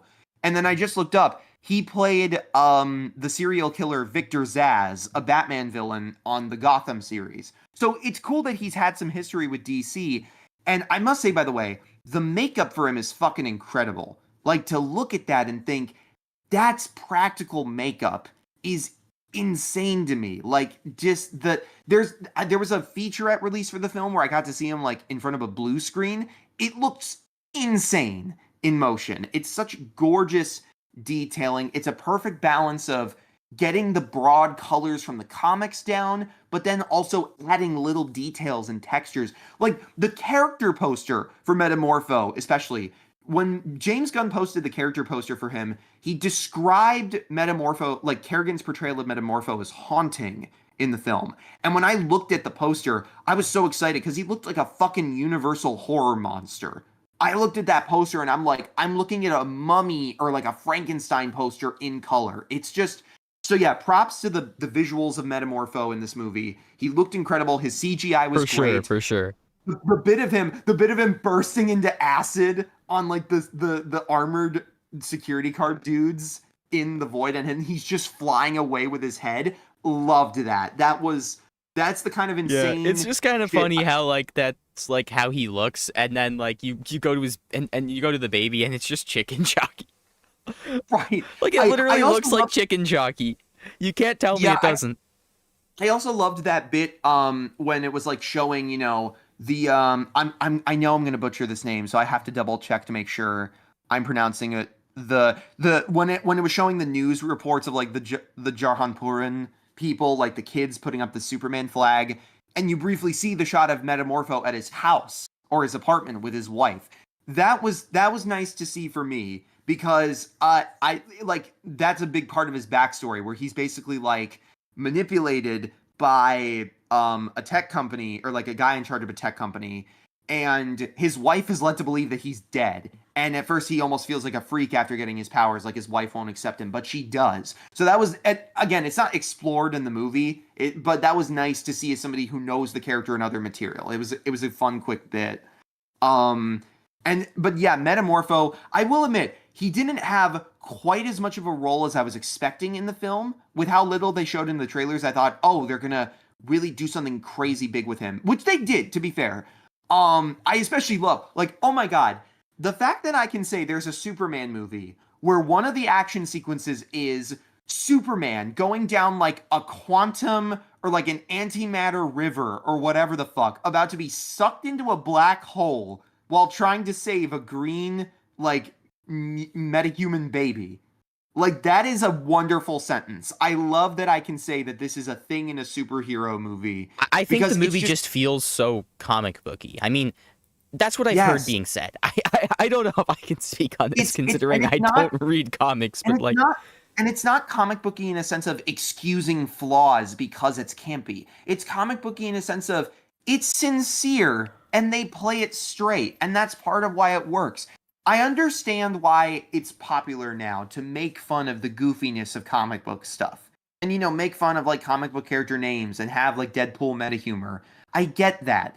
But it's also nice when people play it straight with some of this stuff because it shows you they're taking the medium seriously and they're not trying to like reinvent it or turn it into some like meta commentary on how superheroes are outdated or goofy. It's like, no, sometimes you got to be sincere with it. And that's why I think this Superman works so well, is that this movie clearly cares about the character and his world. And speaking of course, 100%. I do still want to talk about the other heroes before we really move on to Clark himself Yeah, of anymore. course, of course. So Hawkgirl, played by Isabella Marced, really liked her in the movie. Got probably the least amount of screen time of the Justice Gang, but was still a lot of fun. Um, my brother, after we saw the movie, he went on Blue Sky and said Superman was fucking peak and Hawkgirl was so hot.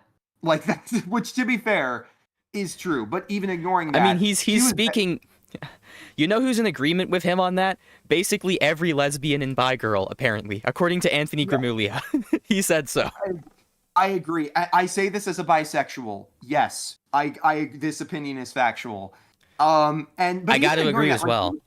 she was just fucking cool. I liked how there was just this raw, and I also like how they did not go into her backstory. I know this particular version of Hawkgirl is the Kendra Saunders character, like that's her civilian name. But Hawkgirl in the comics and Hawkman by extension have had a very back and forth backstory. Sometimes they're aliens, sometimes they're Egyptians with magic, sometimes they're like lovers who are eternally resurrecting over centuries as the same superheroes.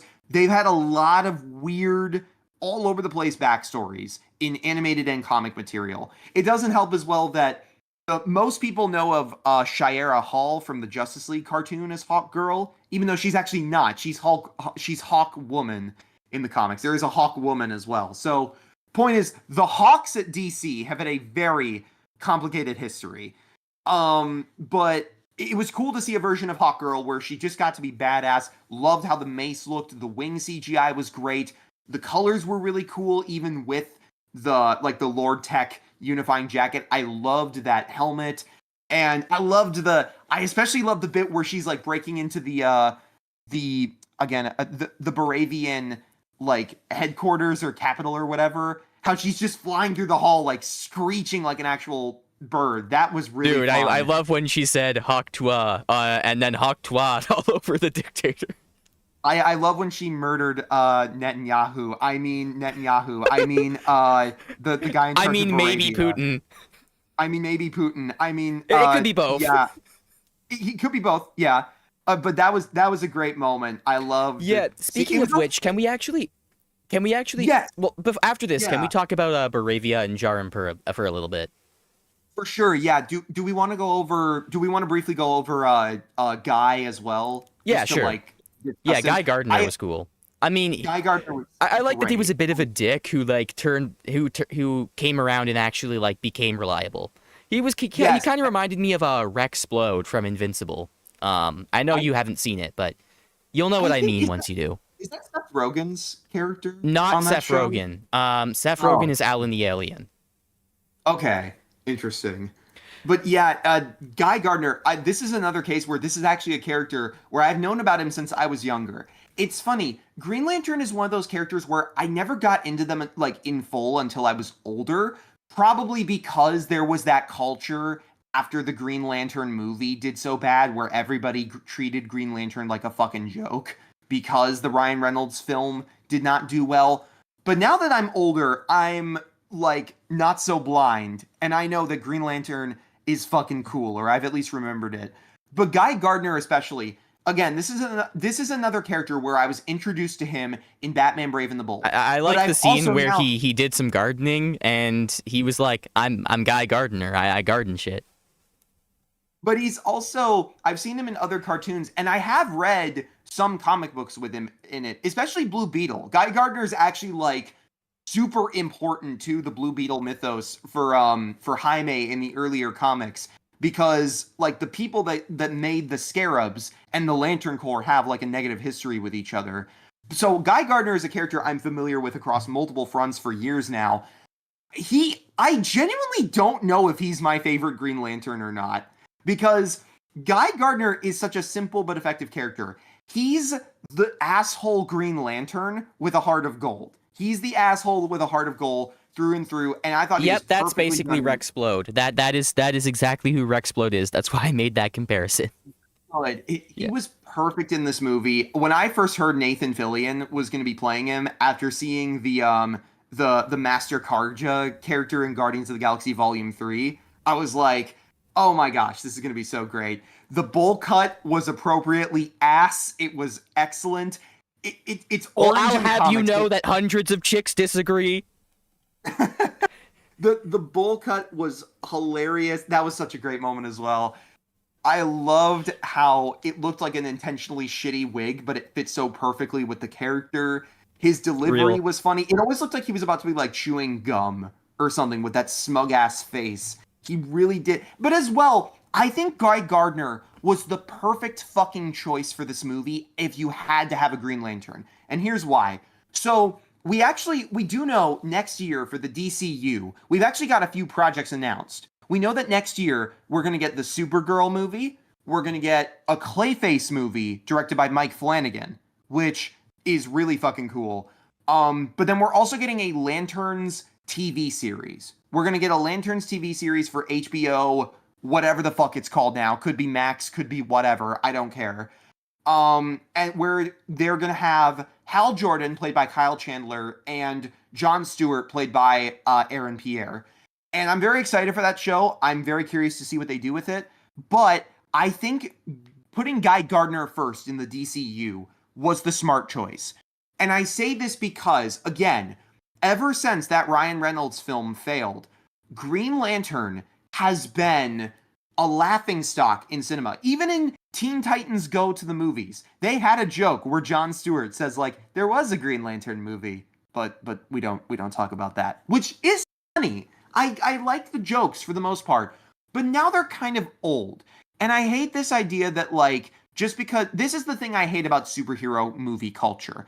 I hate this idea that just because you fail once with a good idea, you can never really work again or like be handled well again. Yeah, this isn't double jeopardy laws or some shit. Like, right. Like this is why I mean, really hope Fantastic Four has had two different attempts over 2 decades, and we're now looking at the third attempt. Yes. You know, which looks really promising too. I will add. I really like the '60s aesthetic and all the stuff I've seen from the trailers. Same. I'm hoping it's awesome. And but yeah, with the Green Lantern, I really hope we don't have this happen with the Flash. Like, don't get me wrong. I think the Flash film was really bad. I did not like it. But I don't want the character to be blacklisted forever just because that movie and Ezra Miller suck. Like, I don't want I there think to at never least be I think at least in the case of Flash, there's the TV show to rely on, because I feel like that's the more like definitive version of the character in a lot of fans' minds, because like that's such a culturally relevant like show. Right. And don't get me wrong, the show fell off. It's got some really bad stuff in it, but it was more Well, no shit, it was but a like better, the first few seasons were like very very yes, popular and like I well liked. kept up with the shows. I binged the first 2 seasons before season 3 came out, and I kept up with the show for a while. I stopped watching around like the beginning of season 6 after they finally did the Crisis on Infinite Earths crossover they'd been building up for years. And I will say this, I felt it was right to stop watching the show around then, but I still have a lot of great memories from those first 2 to 3 seasons, I'll say. And part of the reason I kept up with those shows was because of the characters and the fun of seeing certain DC characters. So yeah, I do hope that we do get a new take on Barry Allen or even Wally West, because Wally West is another popular take on Flash. I'm not against him popping up either, or even hell, we could even get a Justice Society movie with the first Flash, Jay Garrick. Like, might as well. But yeah, with Green Lantern, his movie was just it's been a laughingstock joke for years now, and in some ways I understand why. But I think especially now, it's nice to see people being like, okay, we've had our fun. Can we make Green Lantern cool again? And while I think there have been some attempts to do that, like for example, the Green Lantern character Jessica Cruz has probably been the most successful Green Lantern as of late, because she's appeared in a lot of animated material for kids, like DC Animation likes using Jessica Cruz, and she's going to be the main character of the upcoming, we're getting a My Adventures with Green Lantern show, which I think is great. I love My Adventures with Superman. I'm very excited to see what they do with Green Lantern. I hope some aesthetic elements from the show, mainly with the villains, don't carry over to the Green Lantern one, but I'm very excited to see what they do with it. Um, but yeah, with the Green Lantern movie, I think Guy Gardner was the fucking perfect choice to transition us back into thinking the character is cool or awesome before we do the Lanterns show. Because Guy Gardner, like I've said, he's the asshole with the heart of gold. He's the kind of character who's so full of himself, you just want to you get giddy knowing somebody is going to punch him in the face at some point or just chew him out. But when he locks in, he can get shit done and is cool and awesome. My So, friends told I me, think Guy Gardner, showing up and like killing a fuck ton of Nazis with basically middle fingers is like the greatest aura recovery in superhero that was one history. of my favorite moments in the entire movie. Like, it's awesome seeing Green Lantern use constructs in general more. Especially after, look, I appreciate, I know Zack Snyder fought to have Green Lantern show up in his Zack Snyder cut, which apparently WB wouldn't even allow when he was just making the regular Snyder cut. But the Green Lantern in the Justice League, like the Zack Snyder Justice League, I'm sorry, he was lame. Like, I appreciate an alien design, but all he did was shoot green beams in the Steppenwolf flashback. That's it. That was lame to me. I wanted to see more with that character. So seeing a Green Lantern that's more creative, like making giant oven mitts and like the bear trap around the monster's mouth, I fucking love that bit where Superman's just in his apartment talking with Lois, and in the background you see the Justice Gang fighting the interdimensional imp. Like that was so, and Guy Gardner's using the giant baseball bat. I was so fucking happy to see that. That is something I like. That's one of the things I associate with Guy Gardner. I associate Guy Gardner with the baseball bat construct. Like each Green Lantern, I almost think of a specific kind of construct that they utilize or something within their passions that fits them. So seeing Guy Gardner make a big ass baseball bat in the background was just so cool. And yeah, that whole scene in Baravia was great with the heroes using their powers to help people. And because yeah, now that I mention it, so yeah, Guy Gardner was fucking peak in this movie. I think he was the perfect transition from taking a intentionally kind of goofy but also badass Green Lantern to make people like him again before we go back to the more serious ones. I thought that was brilliant. But speaking of the Baravia thing, we can finally segue into that because I know you wanted Right. to. Yeah. Would you like to take the floor for a second? Because I just So yapped for a bit. yeah, for sure, for sure. The Baravia thing. I mostly like the Baravia plot with like Baravia's attempted invasion of Jaranpur. The movie does a lot of stuff with this that like I really appreciate as like someone who studies like geopolitics as a history major. Mm-hmm. I'm not saying the movie goes like deep, but it does like things that like are very well appreciated given like the climate we're currently living in. Because I mean, I think it's obvious that there's at least some imagery and some intent to reflect a certain event going on right now, which is the ongoing Yeah. genocide of the Palestinian people by Israel. And to an extent, I think it's also kind of true that the Russian invasion of Ukraine is reflected by this. But I think Oh most yeah. topical, I think most topical though would be the genocide of Palestine because I mean Baravia is depicted as an ally of the United States. Basically in the Right. movie, you know, Baravia is a dictatorship. It's implied to be a dictatorship where the president has like absolute power.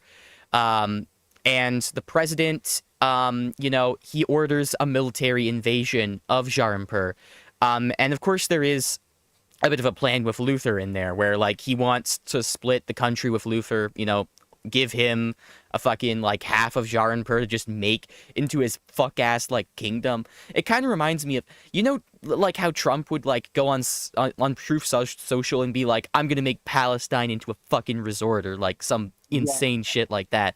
It's like that almost felt like a reflection of that. But like more generally, like the Baravians just going in and like attempting to massacre people was very, very reflective of like what's going on. And the way that the Yeah. conflict is also talked about, I don't know if I want to say conflict. The way the invasion is talked about by people in the story also feels very reminiscent of this. I love I love the part where I mean I've already glazed the shit out of the Superman and Lois interview scene because it has like Mhm. just generally great dialogue.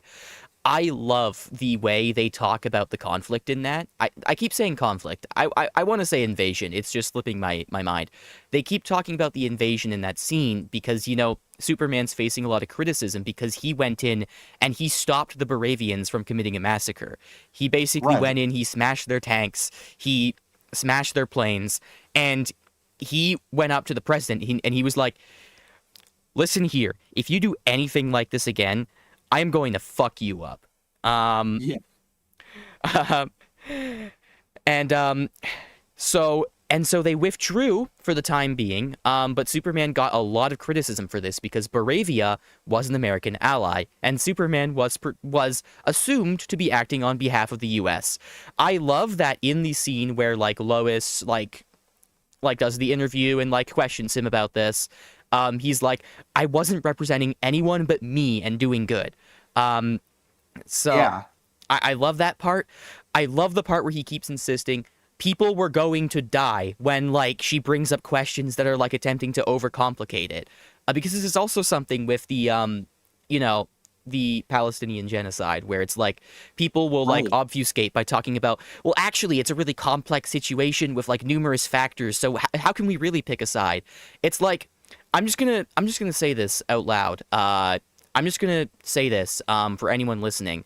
I recently got an article on the MSN homepage about a previous prime minister of Israel. I believe his name was Ehud Olmert. I may not be pronouncing that completely correctly, but Okay. he was basically coming out and saying what's going on right now in Palestine is blatant ethnic cleansing and a concentration camp. That's not a Palestinian saying that. That is an Israeli prime minister, a past prime minister before Netanyahu, saying blatantly that this is a concentration camp and this is ethnic cleansing. Now, I'm not going Yeah. to hand wave away that the fact that this guy was also in charge of like a settler colonial ethno state. So I'm not like glazing him or anything. I'm just saying if even a past Israeli prime minister admits this, why are we still denying this? Why are we still Yeah. appealing to complicated, you know, to quote unquote nuance when it's super clear what's happening? It was always clear, but now it's like, but like, it was always clear. I'm not going to say like it wasn't clear what was happening when we were seeing all that footage in the first place. It's just we're so far past the point of being able to deny it. And all these appeals to Yeah. like, oh, it's super complicated. How can we pick a side? I'll say this as a history major.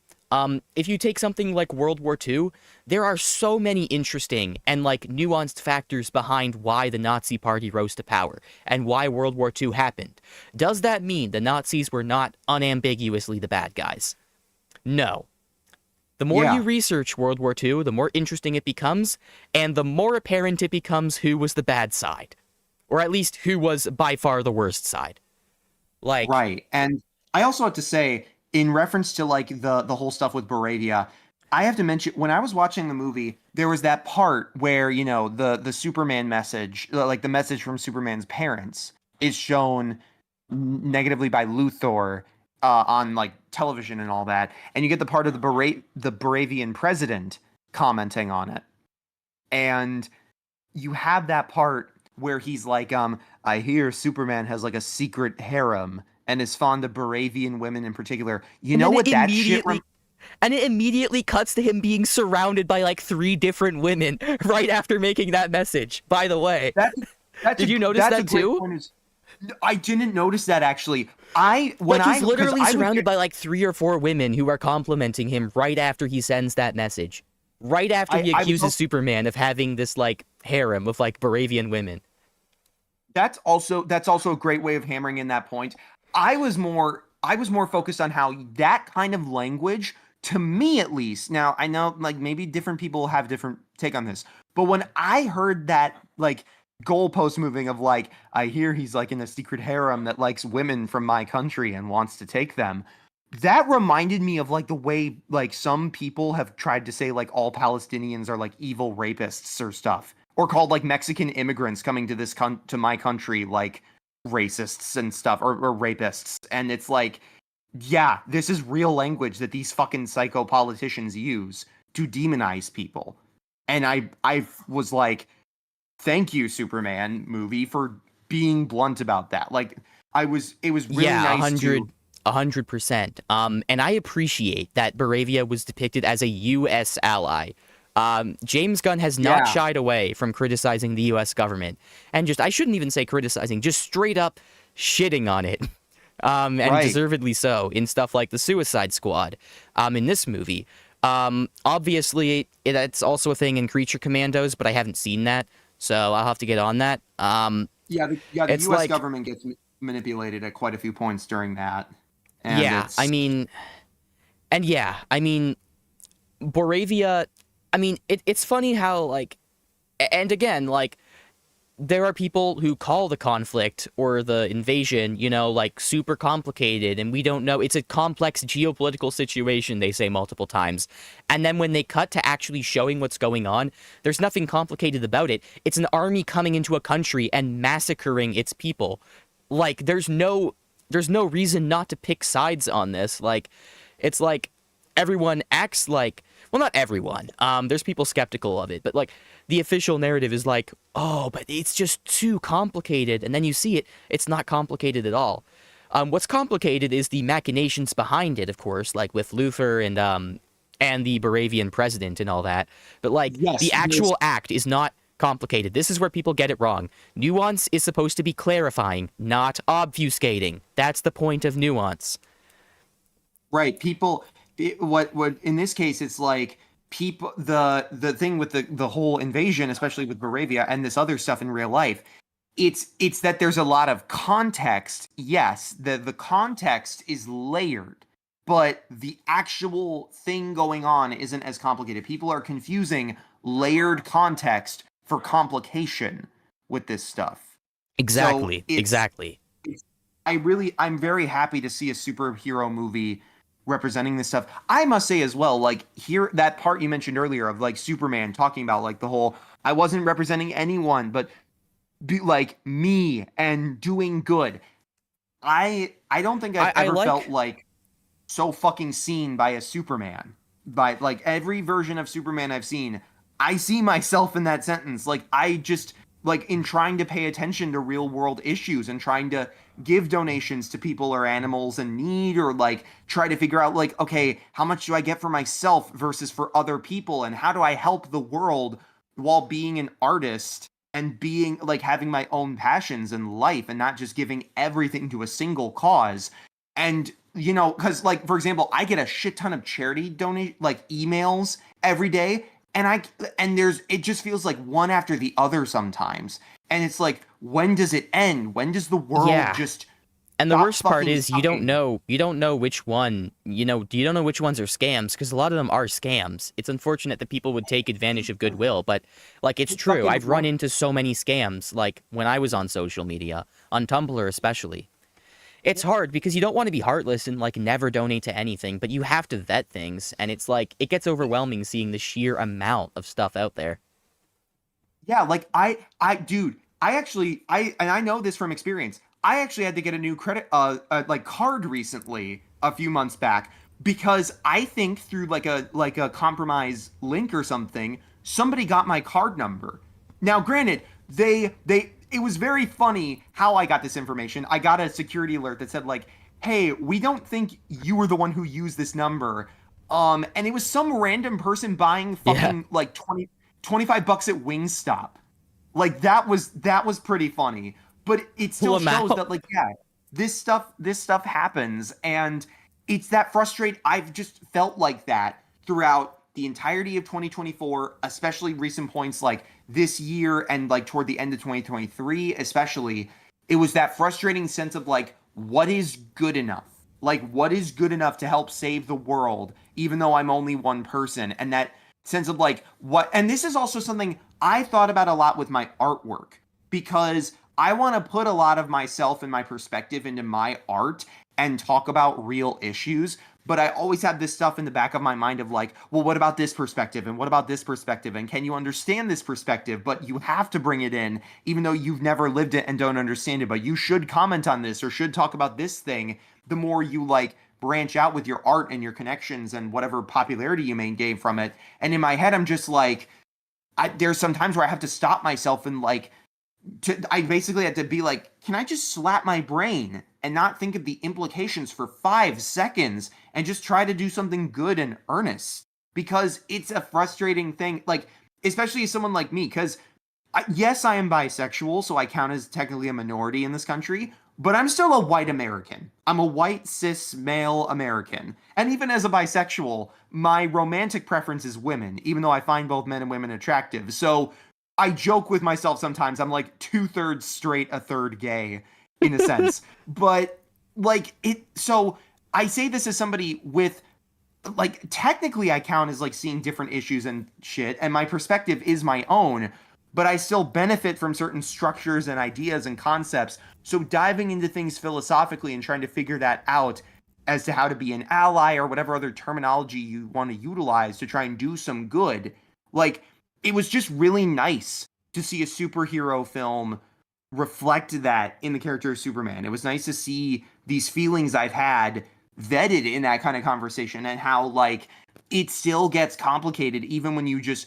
like, I really love how James Gunn took the approach of Superman is pure kindness in a world that sees kindness as outdated or like old fashioned, in a world that sees kindness as like, if you're kind, you could be manipulative or trying to gain something, or you don't think about consequences or such.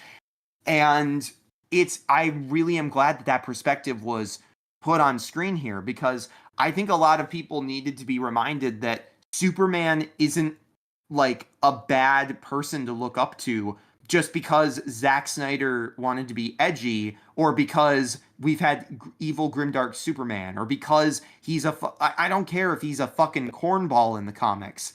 I feel no shame in saying I look up to Superman now more because of things like My Adventures with Superman, and because of David Corenswet's portrayal, not only because of just the sincerity and the heart and the effort they put into the handling of this character, but because of just what he represents and what he wants to be, just earnest and good. Not perfect, but just good, and trying to make the world a better place. So, yeah, the point is, like, overall, this is just one of the reasons I love this movie. On top of me thinking it's just a great superhero movie altogether, I love this movie. Honestly, it's tough, right? Because The Batman, I think, is peak. Like, that to me is the best DC movie. And it probably still will be my favorite DC movie. But Superman is like so close, it's not even funny at this point. Like, it's Superman and the Suicide Squad are so far up there for my favorites from any DC medium. And just the passion here is incredible, but especially with how it feels like it's reflecting things I've seen in my life and things that I wish other people would be more aware of and discussing. Like, I saw the Baravian and Joranpuran conflict. I think I misspelled it. Hold on. I have the wiki, the DCU wiki open just so I can get my pronunciations right. The Jarhanpuran. I love that classic. I love that classic blunder where I misspell something through speech. Yes. We all love this classic blunder. I call it speaking typo. It's a very frustrating thing. Sneeko. Yeah, Rhymes with Sneeko. No relation to cuck. I mean Sneeko. Anyway, yeah, it's but yeah, this movie, it feels like it's just representing so much of, like, yes, this is what I've been seeing when I see the Jarhanpuran and the Baravian conflict, or sorry, the invasion and the mistreatment. I'm just like, yes, finally, someone making a stance on what's being the ethnic cleansing of Palestinians. Or when I see like the monkeys angrily typing on the computer, I'm like, I'm glad James Gunn got his dig at the people who were never going to see him as good enough, or never view anything he does as good enough with the character. Real. And when I see David's Superman, I just see like, yes, this kindness can be aspired to, not perfection, but just sincere goodness and niceness. It's just so good. And look, I'm not one of those people who thinks that superhero movies are soulless or that they've lost all soul. I've been a pretty decent defender of the MCU recently with some of its projects. I think a lot of It's superhero almost like projects. that was our entire last episode. Yes, I think there are a lot of superhero projects that have more soul than people give them credit for. And as I kind of described in our last podcast thing, I hate this idea that people try to say like Marvel needs to give more vision to creative directors. I agree, yes, but they have been doing that recently. And some of them, like Eternals and Echo, where they had free reign, people still disliked it. So you got to be more specific, is all I'm trying to say. But or at Real. least it feels like you should be more specific. But yeah, with Superman, it's so nice to see a film that is just so a YouTuber who I haven't seen a ton of their stuff, but a YouTuber I casually follow named Jesse Gender. I think they're the one who's also, call me crazy, isn't that the person who also does ContraPoints, the YouTube channel? I could be wrong. No, that's Natalie Wynn. Okay, but yeah, Jesse, I think Gender or Granger, what however you say her last name. I know It's it starts with Jessie Gender. G. Okay, no, that Okay. is her channel name. Her actual last name is Jessie Earl. I know this because I follow her more frequently. Jessie Okay, Gender yeah. is a Well, nickname. yeah, well, so Jessie Gender, she described the film as like a radically kind masterpiece. That And I saw that video, and yeah, I agree 100%. yeah, I didn't see the video, but when I saw the thumbnail, I'm like, yes, I agree. Yeah, her Blue Sky post right here. Superman is a goddamn masterpiece. Holy shit. And I 100% agree. Like this is one of my new favorite Bigly like comic so. book movies. Yeah. I have a If you couple. Actually, no, yeah, go yeah, for you it. go. You go. Unless you I want to was say about something. No, yeah, I was just gonna say, I know I've just been yapping for a bit, but I basically got the big points I wanted to talk about with all this off of my chest. So if you Yeah, want to 100%. go off. I just have a couple more things I want to say about Baravia. I like in the conversation. I know I was already talking about the conversation. The interview scene. I like how they mention that like the Baravian perspective is, oh, we're actually liberating these people from an oppressive regime, and then Superman's like, okay, so what? Like, okay, if I believe that, you know, maybe their government isn't perfect, maybe their government is corrupt or oppressive themselves, it doesn't justify going in there and killing people. Like, and Right. he has such a strong conviction about this. It's like, I love that he's like dedicated to this idea, because he knows what's up. Like, there's never a justification to commit like a genocide or like a massacre, or ethnic cleansing. Yeah. That's just never a thing you can like excuse. Um, and he catches that shit right away. Um, and I like that, like, and I like that they contrast that by literally showing like the president of Baravia, like say the streets will be filled with the blood of every Jarampurian. So like clearly he's full of bullshit when he's saying that. It's kind of like Right. it's kind of like if you translate like an Israeli government like tweet, it sounds like the most insane like genocidal shit you ever heard. Like, and in Yeah. keeping with the whole allegory. I mean, I do have a couple of small critiques actually about the Baravia stuff, even though I like generally think it's really great. A couple things I don't love. I don't love how Baravia is kind of just portrayed as like a generic Slavic country because Slavs are kind of just pigeonholed into this role of like dictatorial countries or like villains in movies like this. And I didn't love that this was just like another example of that. Like, it could have been Interesting. like, I'm not saying that's like horrible or anything. It's just maybe not like the most like creative decision. Um, Yeah, that's fair. I also didn't love how like the president was kind of like portrayed as like really like conventionally unattractive because like it kind of felt like they were going with like a bit of a gross out thing for him, and I don't know, I don't think that should matter. Like, even if he was a conventionally attractive guy, like he'd still be an absolute shit person.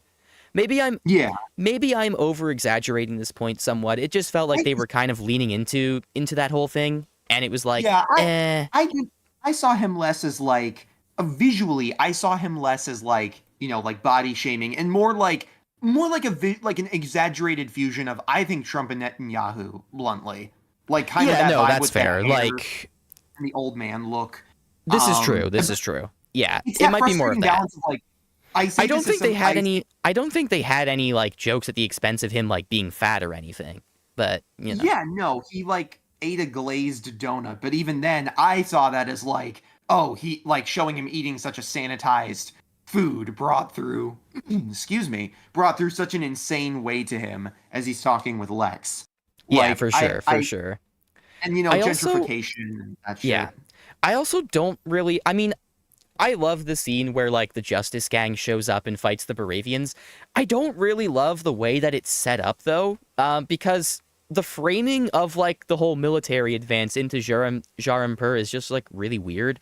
Like they only end up like blowing up like a couple cars and they don't open fire until they've like specifically like made a certain like until they've gotten to a certain point in the area when like realistically you'd expect that like they they keep like they would probably just open fire right away the moment they get the order. I feel like that could have been prevented by just not having the president give the order until the Justice Gang was about to like arrive. Instead, you kind of get this awkward moment where they're like slowly going toward the civilians who are running without firing any bullets. And to compensate, they blow up like one or two cars, but there's no actual casualties. And it seems I like get it's kind that. of artificially done to like get the scene into a framing position where like the Justice Gang can show up and save the day, which is a good payoff to the scene. It's just I kind of wish you had done this a little bit differently. Like That's I know you yeah. suspend your disbelief for stuff in comic book movies, but like we're talking about this is the like almost horrific war crime scene. Maybe not this time, you know? Yeah, I if I Like had to be charitable, I would think that my thought process in my head was maybe they couldn't go far enough with it in that regard because of the PG-13 rating. Like yes, they get away with a lot of stuff in this movie, but rating system stuff is always fucking weird with well, comic book movies. I'm not saying they should have actually shown the massacre on screen. I'm just saying it would have made more sense if like the Justice Gang showed up right as they received the order to go in. Right, yeah, that's fair. And yeah, I think that I agree. I think it's either That's a very it minor might be gripe that I'm not going to die on this hill. Like I still think that plot is like really good and poignant. It's just a couple small things that like maybe are slightly handicapped by studio mandates. I don't know. Or yeah, maybe it's just a there's slight nothing mistake.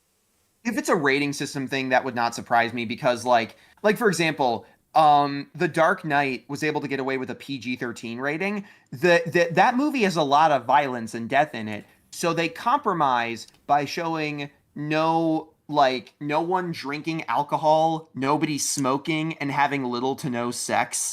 Like there's a What? lot of weird Well, it's like a things. barter system where it's like, okay, look, we're not going to include this, but we will include this. Our deal? Like, Right, like rating system shit just makes no sense. Like when you really look into it, it's funny how it's that literally kind of just stuff is. vibes based. Yeah, like like for example, PG as a rating system because of how it's changed over the years can includes Pixar's Inside Out on one end, and then something like Yeah. Indiana Jones and the Raiders of the Lost Ark, like that the movie where Nazi faces melt is apparently on the same rating as the Pixar emotion movie, which, and don't get me wrong, that's not a slight against Inside Out. I really like that movie, and I obviously of course firmly believe that stuff for kids can be dark and interesting and intense. But even compared to other like darker animated films nowadays, like Wild Robot or even Kung Fu Panda 2 or something, Inside Out, at least to me, is like, really? That's what we're gonna slap a parental guidance needed thing on? Okay, fine, I guess. I mean, it seems no different from Toy Story, and those all got G's, but whatever. Yeah, I mean, it's a little bit Um, like that one comparison I've seen with like the old movie The Brave Little Toaster, where they like literally show like cars yeah, being like it, ripped apart and destroyed in like, and these are supposed to be sentient, by the way. They're yeah, like objects that are like sentient that are being like destroyed in the scrapyard, and that's fine. But like fucking Frozen gets like a more like restricted it gets rating. in comparison. Because I don't know, like someone got shot with a crossbow once, or like fired a Someone, crossbow. someone got shot with a crossbow. They had a joke in the movie where Kristoff asks Anna about Hans's foot size, and she's like, "Foot size doesn't matter." Like, okay, because innuendos, you got to factor that element in too. Um, but yeah, mind you as well.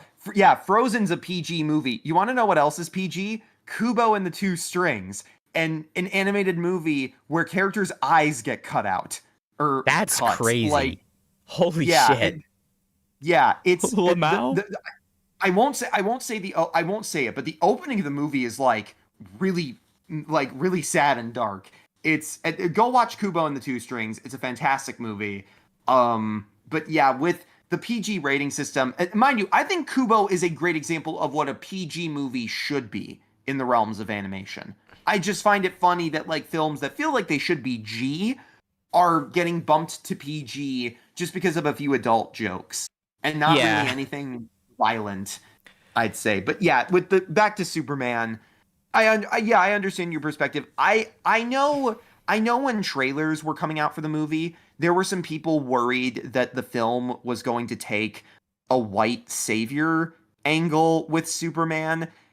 And the moment I heard people voice that concern, I was like, not mind you, they weren't saying like the movie was going to suck. There were just some people who were a little afraid, like, could they accidentally do a white savior type thing with the character? From the moment I heard that, I was like, okay, I don't believe that's going to happen at all. And I say this because, listen, I get it. The whole white savior trope is a thing that exists. And there are superhero movies where, yes, some white characters feel like they are over focused on or feel like they do more. I understand the criticisms, for example, of Everett Ross in the Black Panther films and how he kind of feels like in a weird way forced diversity, like, oh, we got to have the one good white person. No, that's literally it. I feel pandered to by like good white people in these sorts of Yeah, movies. it's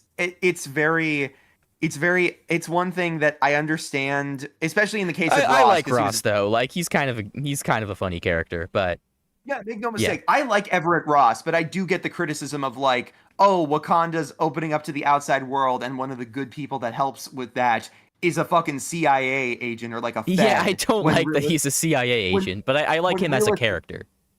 which to be fair, I think they're done with that after Wakanda Forever because of what they did with him in that movie. But yeah, it is one of those things where I understand the criticism. That said, I think we need to remind ourselves of what a white savior definition like is sometimes. Like a white person helping people in a foreign country is not a white savior by default. Like that shouldn't be I don't think that's a like divisive statement or anything, but this is something I've kind of noticed with characters, especially like Steve Rogers and Superman. I understand why we should criticize those kinds of constructs and ideas, but at some point, it's like, come on. Like, these are people with the best of intentions. And yes, we should criticize these systems and ideas, but it does kind of get to a point where it's like, when can they just be good people first and white people second in some stories with these kinds of things? And mind you, with Superman especially, if Superman, like, oh, he tried to stop a war. Well, first of all, because it's directed by James Gunn and like handled by him, and James Gunn is very smart about this stuff and the consequences of these, considering the consequences of these things and breaking down these kinds of ideas related to white characters, especially with Peacemaker. He does a great job there. Like, okay, let's say Superman did stop a war and save people. Like, is the criticism, I understand. To me, this is one of those things where I understand where the criticism comes from, but I can also understand how some people would take it as like, oh, so we're mad that he's saving people, like Superman shouldn't save people. It kind of reminds me, I'm not saying this is one to one, but these kinds of ideas, they sort of remind me of the whole thing. Now, mind you, this was pre every opinion we have of him now, I think for most people, but it kind of reminds me of the whole Mr. Beast blind people thing, where when that video of him helping blind people see again came out, there was a lot of people who, voiced criticisms of Mr. Beast, and people took that as, so you're mad he helped blind people. Like, that's so Right, yeah, and that was some frustrating discourse. And I mean, looking back on it, I kind of wish we had a Superman instead of a Mr. Beast, but you know. yes, I agree. And mind you, again, I'm not saying it's one to one. And in hindsight, especially, I do agree that Mr. Beast is a frustrating individual. I'm really, a part of me kind of feels like a part of me feels annoyed that I kind of went to bat for him a few times. I'll admit, I was one of those people who didn't care about some of the implications at first with the blind people thing. I was just like, okay, he's using his money to help people. Who cares? Even yes, I find his thumbnails cringy, but who cares? That was my perspective at the time. But with revisiting it, obviously there's a lot of different opinions going on in my head. So point is, Yeah. I I'm not mean, saying this is one to one, but you get what I'm coming from, right? Like the white I do savior kind of get where you're coming thing. from. And the point of I think it would be a valid critique if like the entire movie was just that and it was like focusing specifically on like Superman helping like the saving like this this country of like very obviously like Middle Eastern coded like people. If that was like Yeah, the entire movie and it also didn't focus on their perspective at all, then maybe I understand the criticism. But the reason why people don't like white savior stories is because they're stories that focus on like the liberation of a people, but center a voice that is not of those people. Like yes. Avatar is a great example of this because, and mind you, I actually kind of have an appreciation for the Avatar movies. Like, I actually think I know a lot. they're solid. Yeah. They're not great, obviously, but like they're okay, fun enough movies to watch. To the credit The of this, I know what you're about to discuss. I know some people out there who are like big fan of the Avatar films and don't see it from that perspective. So Yeah, no, I no. do I'm understand. not saying you have to agree with this. I'm just saying one of the common critiques about Avatar is that like it's an example of this because the whole movie, like the movies are all about this like anti-colonial resistance, but the main character is a white person who just shows up, decides to assimilate into the group, and then becomes like their leading figure. And some interesting stuff is done with it, especially in the second movie, but like it's still kind of an example of that trope. I don't think Superman is an example of that trope. I mean, I guess you're free to disagree with me. Like, if you see it that way, I'm not going to tell you you're wrong. I just don't really, I just don't really view it that way personally. And I Yeah, think I there's don't. also an added dimension of like Superman himself in story kind of being like an immigrant and almost like, I mean, I Yes. know he's obviously like technically white, but um, he's definitely not like in story seen as like a fully I don't know, like there's a lot of like prejudice against him as a character. And we can't forget that he has like a long history of like being an immigrant and like having these immigrant Yeah. stories infused into his essence. Like his original If creators were anything, Jewish immigrants. In fact, I was Joe about to say, Shuster, who was yeah. one of them, was actually a Canadian, so we'll take that win. Um, Nice. there were also some Italian immigrants who developed some of his like early stories, and Italian immigrants did actually kind of face a lot of discrimination in like the 1900s because they weren't seen as like white enough, quote unquote. The same is true Yeah. of Jewish people to a much to a massive extent, of course, because like I mean I don't have to explain this. I mean everyone Right. knows. Yeah. I mean I I guess not agree. Yeah. And everyone, but like I mean, yeah, you a know lot what of the fucking people have. Holocaust is, and like what like anti-Semitism is, and like the gentrification of like Jewish people and all that. That's, I mean, that's like, yeah, that's I think fairly known to people who study history. It's like, Yes. and by the way, David Cornsweet is a Jewish actor, I believe. Oh, nice. So there's that whole element to it. I don't really view Superman as like a privileged white man per se because he has all of these like aspects to his character that like make him almost an outsider to like humanity because of like the prejudice, even though of course he is human. Like he's as human as any Yeah. human. Um, you know, you Yeah. know how it is. I'm kind Right. of rambling here.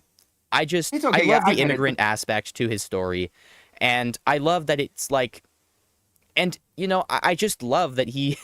I mean, I guess more broadly, I love that he cares so much about like stopping dictators. He's not just punching like bad guys in Metropolis. He's going over and helping people across the world. He's stopping wars, stopping genocides, frankly, because that was what Right. was going to happen. Um, Yeah, and even if there are certain ways of looking at it and ways of how it could go wrong or go a different direction, I not only think it didn't go wrong at all in the context of the film, but it also, point is there's a lot of layers to this stuff. Like even if there's disagreements and like differing perspectives on it, I see that I see that as a good thing that for sure. everybody honestly, it's the double-edged sword of this movie that so many people have so many great differing perspectives on this film, but as a result you get some perspectives that are really really I will say this. I would rather get into an argument with somebody about like Superman being like a white. I'd rather get into a white savior conversation regarding anything regarding the Jaron Purins and the Baravians in the Superman movie versus anyone who has been preying on this film's downfall solely out of a parasocial relationship to any of Snyder's work. Again, I don't hate Snyder or most of his work. I Even just though Snyder and like, Gunn are friends, like, even though they're friends, like it. Some people, it's like that meme of the guy with the backpack, and the text just says like let it go, man, it's over. Like I enough know, already. yeah. But Um, the good I guess I want to. Is there anything else you had to say there? I'm sorry. I was just gonna mention, I will admit, while I'm obviously open to different opinions and disagreements, I will admit, coming out of the movie, I imagined myself like I kind of I had a smile on my face, and partly because I love the movie, but when I got home and I was still thinking about it, I had one point where I smiled, and it was because I was thinking of all the people who are probably bitter that many, myself included, consider Superman goated and that it's doing well. And I just heard like the trailer Superman music in my head, just kind of having a bit of a smug who's laughing now moment. I'm not even gonna lie, because I think I needed this movie. Like this is one of these movies that This is one of I'm the game-changing movies for me recently. yeah, I'm so excited And to see. speaking of the most impactful element of the movie for me, because we didn't touch on this up until now, I do want to talk a little bit more about Clark himself and about like his Yes. relationship with the Kents, if you would, if you wouldn't mind, because Yeah, I if love it's that okay part of with the you, movie. honestly, if it's okay with you, I think that subject is the perfect thing to close out on as A we hundred come to the percent. end of this. I So actually yeah, realized I didn't have to leave as early as I thought. Originally, this was going to be a bit of a shorter episode, but I found a workaround to that whole problem, so it's fine now. But well, we're yeah, still with probably the going to wrap it up around like after we talk about the Kents and like the I agree. Jor-El, and I forget Superman's mom's name, but like his Kryptonian parents, that whole thing. Yeah, it's fair. But yeah, so yeah, all the stuff with Clark, I kind of alluded to some of the stuff that I gravitated toward earlier. We're talking about like his kindness and sincerity, and just the execution of his character. Um, but yeah, is there anything you would like to provide that I maybe didn't touch on or something? Well, I guess I just love I mean, I'll just start off by saying the scene with Pa Kent talking to Clark. I do not usually tear up in movies. I'm just gonna say this right now. I don't usually tear up in movies. It takes a lot to get me to tear up in movies. That got me though. Like I was wiping my face. Yeah, And that that when they revisit it with like having Superman be like, play those clips of my parents. And instead of the that message from his Kryptonian parents, they just play like a bunch of clips of Ma and Pa Kent. I was like, holy shit, dude. I don't even yeah, know that's that much about these characters, by the way. I right. don't know shit about the Kents, but they were so lovely in this movie. Like even Yeah, in and two scenes. I think maybe it three was scenes in total, but yeah, that moment in the fortress really touched my heart. Like that was such a fun way. I really thought they were going to pull something where, speaking of the message, I was fully expecting it that Lex Luthor was just bullshitting and taking the message out of context. And then Mr. Terrific would have called like, son of a bitch, the guys I trusted were being paid, like that I believe could be trusted on this stuff, were being paid off by Luther or being threatened by him or something this whole time. And we just didn't know it. But I gotta respect, they really committed to that message meaning what it does, at least for now. Like the message that they gave Clark, I found that interesting. I feel like because it's better from a storytelling perspective if it actually was like intended, you know? Because it means that Clark, because here's the thing. I can see someone having the perspective if Clark had heard that entire message, he would grow up to be like a terrible person and like rule without mercy or whatever. I disagree actually, because he was being raised by two absolutely like lovely and kind souls. I actually genuinely believe that even if Superman had heard that entire message, he would still grow up to be the person he was. Yeah, I think so too. It's and like, I also love, and that's kind of what makes it so impactful for me, because like you have this whole arc where he's like, holy shit, is the person I was this whole time alive? Like I did everything I do because of that message from my parents, but this is what they really wanted me to do. And I'm like, yes. But I can't look at this man and think he would be doing anything differently no matter what he heard. Well, fuck, his parents could have said, we're sending you to Earth to get some sick-ass pizza for Krypton, and he still would end up being a hero because of the Kents. The Kents are, by all means, his real parents. Yes, for sure. And I'm very curious now because we know the Supergirl movie is coming out next year, which, by the way, that end credit scene with Kara, that bit with Kara, that was great. Yeah, that was funny. Loved that. I love the post credit scene where like Superman and Mr. Terrific have that banter, and he's just like, man, I can be such a dick sometimes. Yeah, that was so good. And I love how much of a, like, I was discussing this with my family. We loved how much of a mess Supergirl looked like in just 25 seconds. Like that actress is already looking great for the role. And learning that she is Crypto's owner was just like, it all makes sense now. No fucking shit. It was so great. But now I'm very curious about the implications of this for like Krypton stuff moving forward. Because if that was what Superman's parents truly intended, I'm so curious to see how they flesh out Krypton as like a mythos in society, because it varies. The thing is, my friend brought up that, like, from the perspective of the Kryptonians, they're probably not even sending Superman to do evil shit, because they do actually say at the beginning of the message, do good out there. I think from their warped perspective, like, Superman's parents genuinely believe what they instructed him to do would actually help the people of Earth, because it would make them safe and secure. Like, that's kind of the perspective that the Viltrumites have to an extent in Invincible, although they're definitely very brutal about this. Interesting. They see it as a means to an end, especially like Omni-Man at the end of the first season. But the point I'm making is just like, we don't really know what exactly that like whole thing looked to them from their perspective. My friend compared it to like, because you know how Kryptonians are like so fucking like stronger than us. It's like my friend compared it to like an anthill. Like, maybe it's like if someone told you to go do something to an anthill for the anthill's own good. Like, sure, you'd be doing a lot of damage to the anthill, but like you're not thinking too much about that because you don't have any reason to see the ants as anything more than just ants. Whereas if you but if you're Superman and you are raised by ants for 30 years, and you live among the ants for 30 years, you see those ants as family. Now, maybe this isn't a great one-to-one analogy because ants don't display like the same like level of consciousness or sapience as humans by a long shot, even though they do have a lot of fascinating traits.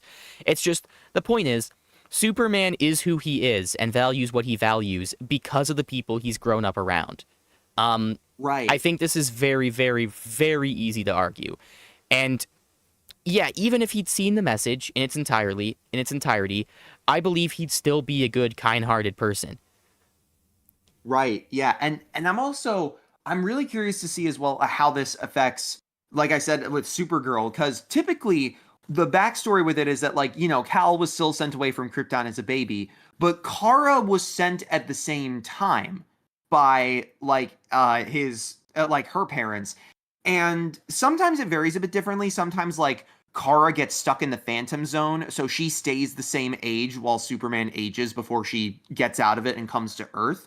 So I'm curious to see how that would link up timeline wise, but at the very least, I'm very excited to see what they do with Supergirl in this case, with that implications of the message stuff.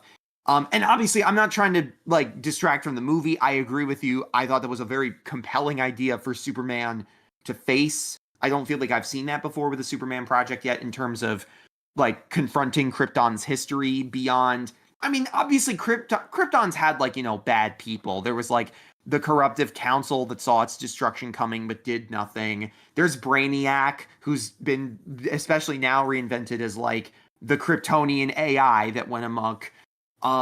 There's also, you know, General Zod, who's like the definitive bad Kryptonian.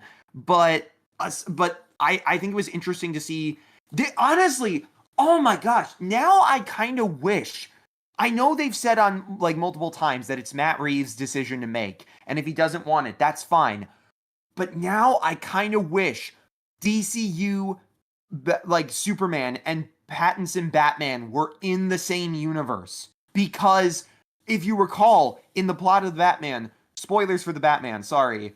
If you recall, a big part of that movie's plot was like Riddler exposing corruption connected to the Waynes, of how like Thomas Wayne covered stuff up for Martha, and even if it was out of love, it was still like connected to that stuff, and how he went to Carmine Falcone to scare that reporter to protect his mother, even though, or his wife, even though like he didn't know Falcone could have had the reporter killed.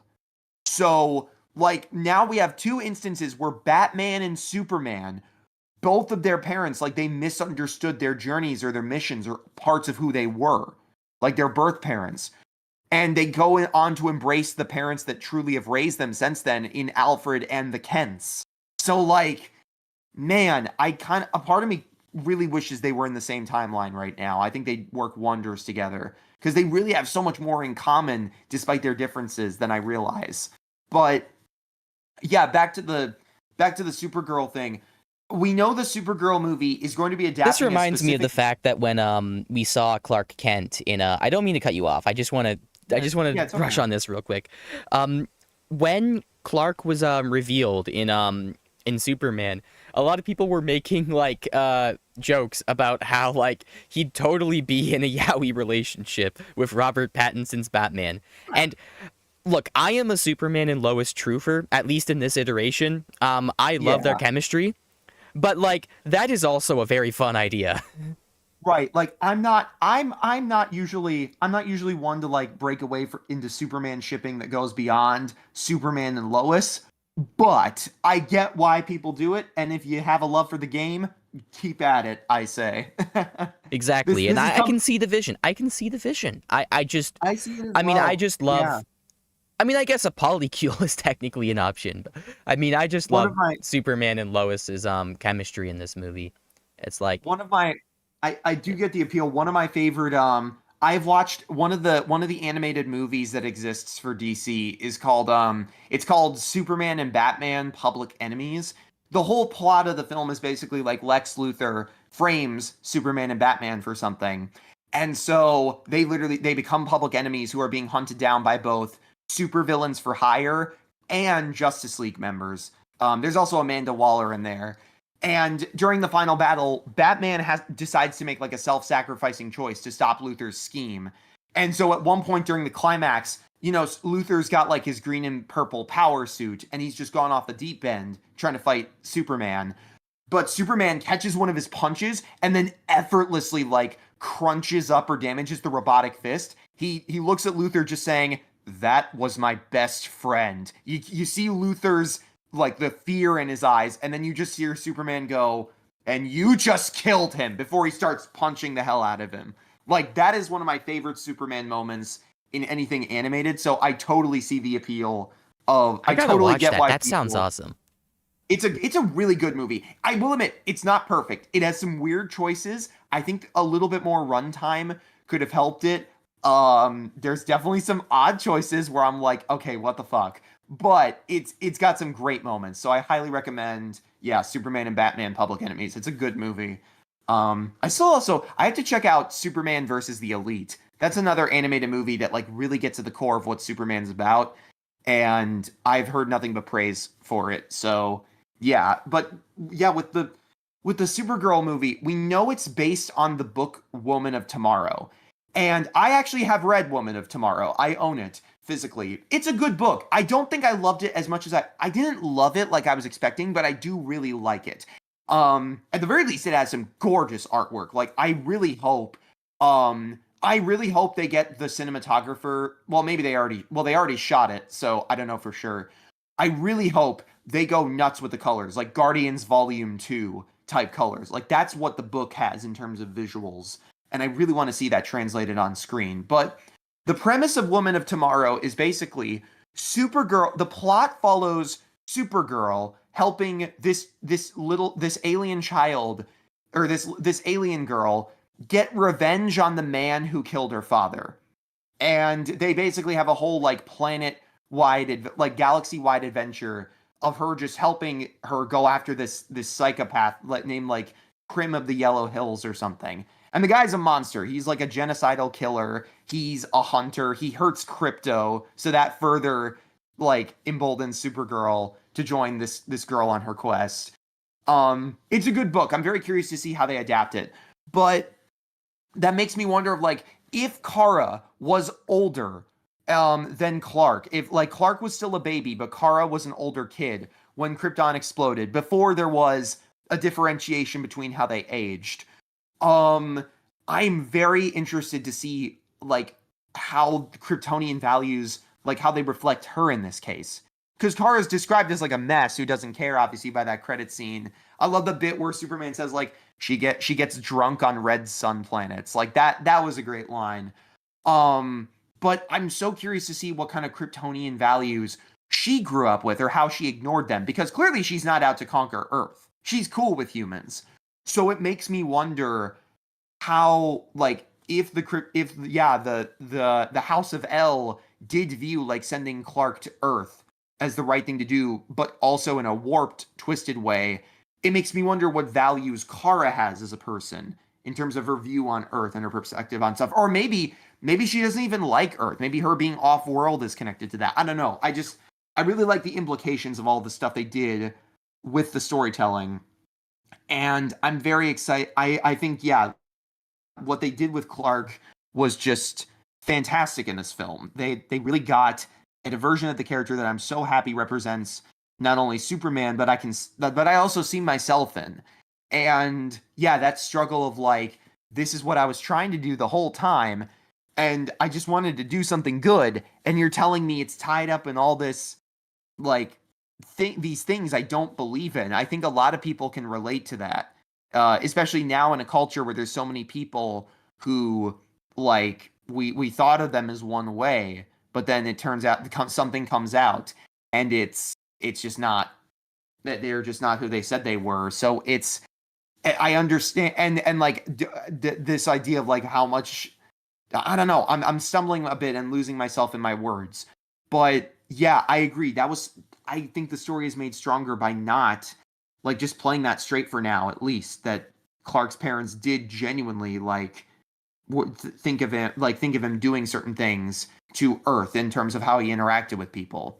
Like I think that is a very compelling element of his character. Um, and I also loved how he showcased, like, it still showcased the Superman having like emotional outbursts. Like when he found out Lex took Crypto, and then he rushed to the Luthor Corps building. And he was still able to, like, he was trying to keep his cool and not just throw Luthor out of building. But Luthor was able to manipulate the situation and practically play him I, like I a love fool the how whole. I love how he only snapped at Luthor after Yeah, like Luthor hurt the dog. Not his dog, but you know, the dog. Hurt yeah, Crypto. Um like he kept his cool when his entire reputation was destroyed, where everything he built for the past 3 years was like thrown out the window.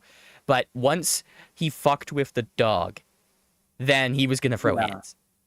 Yeah, that was good. That was really great stuff. It was so personal and real. I love Speaking the of, by the way, line where he's just like, look, he's scared and he's alone, and someone needs to be there for him. Like that's so yeah, heartfelt and just genuine. It's like, yeah, I especially love how he's like, look, he's not even he may not even be a good dog, but he needs my help. Like that was so perfect. And speaking as somebody who has had to deal with puppy bites and roughhousing from a dog, it speaks very much to the dog owner in me. It's yeah, everything they did with Crypto was great in this movie. Speaking of, by the way, I know we haven't commented on this much. The CGI was great. Like the visual effects yeah, were I fantastic. agree. Crypto looked about as real as you can get with this kind of animal. I thought it was animated perfectly. There were only a few shots where I was like, oh yeah, that green screen is a little bit noticeable. There was like one shot of Guy in the air I thought was a little like I could see some of the keying. But but it was still like I don't even care at that point. Like, oh no, a little bit of green screen on a flying scene.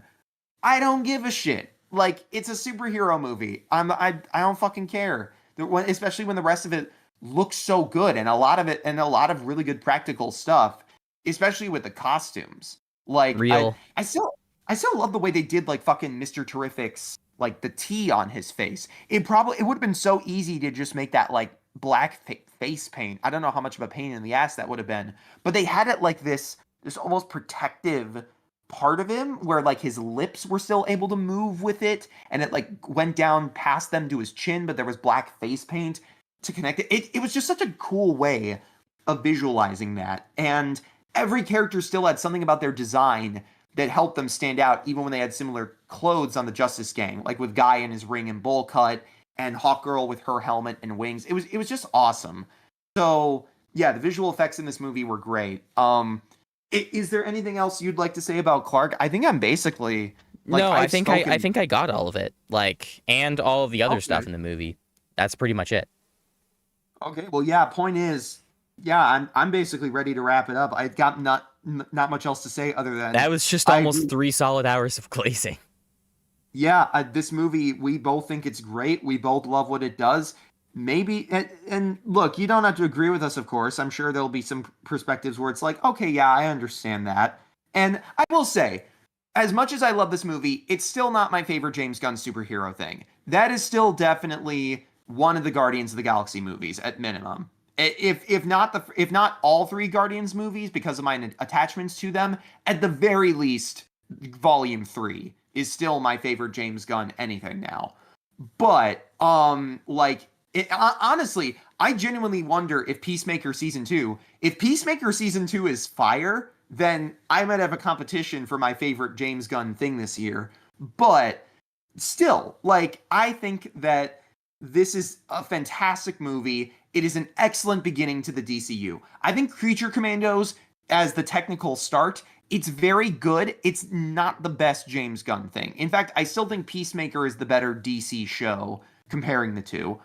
But for the official start of the DCU in the movies, Superman is amazing. I'm so excited for the rest of the DCU. I can't wait for next year with Supergirl, Clayface, and Lanterns. I hope the Batman and Wonder Woman movies are just as good as good as this. I know that Batman movie. I'm very curious about it because it's going to be called Brave and the Bold, and it's going to be about Batman and Damian Wayne. Damian Wayne is not the first Robin, but he is a very interesting character that I quite like from what I've seen of him in animated stuff. So I'm really excited to see how James Gunn's take on a more lived in DCU Batman. And I just fucking hope Wonder Woman gets something cool.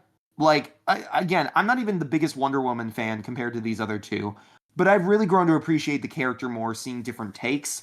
And I just hope she gets something as good as this movie. Same as Supergirl and all the other DC characters. I A hope hundred percent, a I'm hundred percent.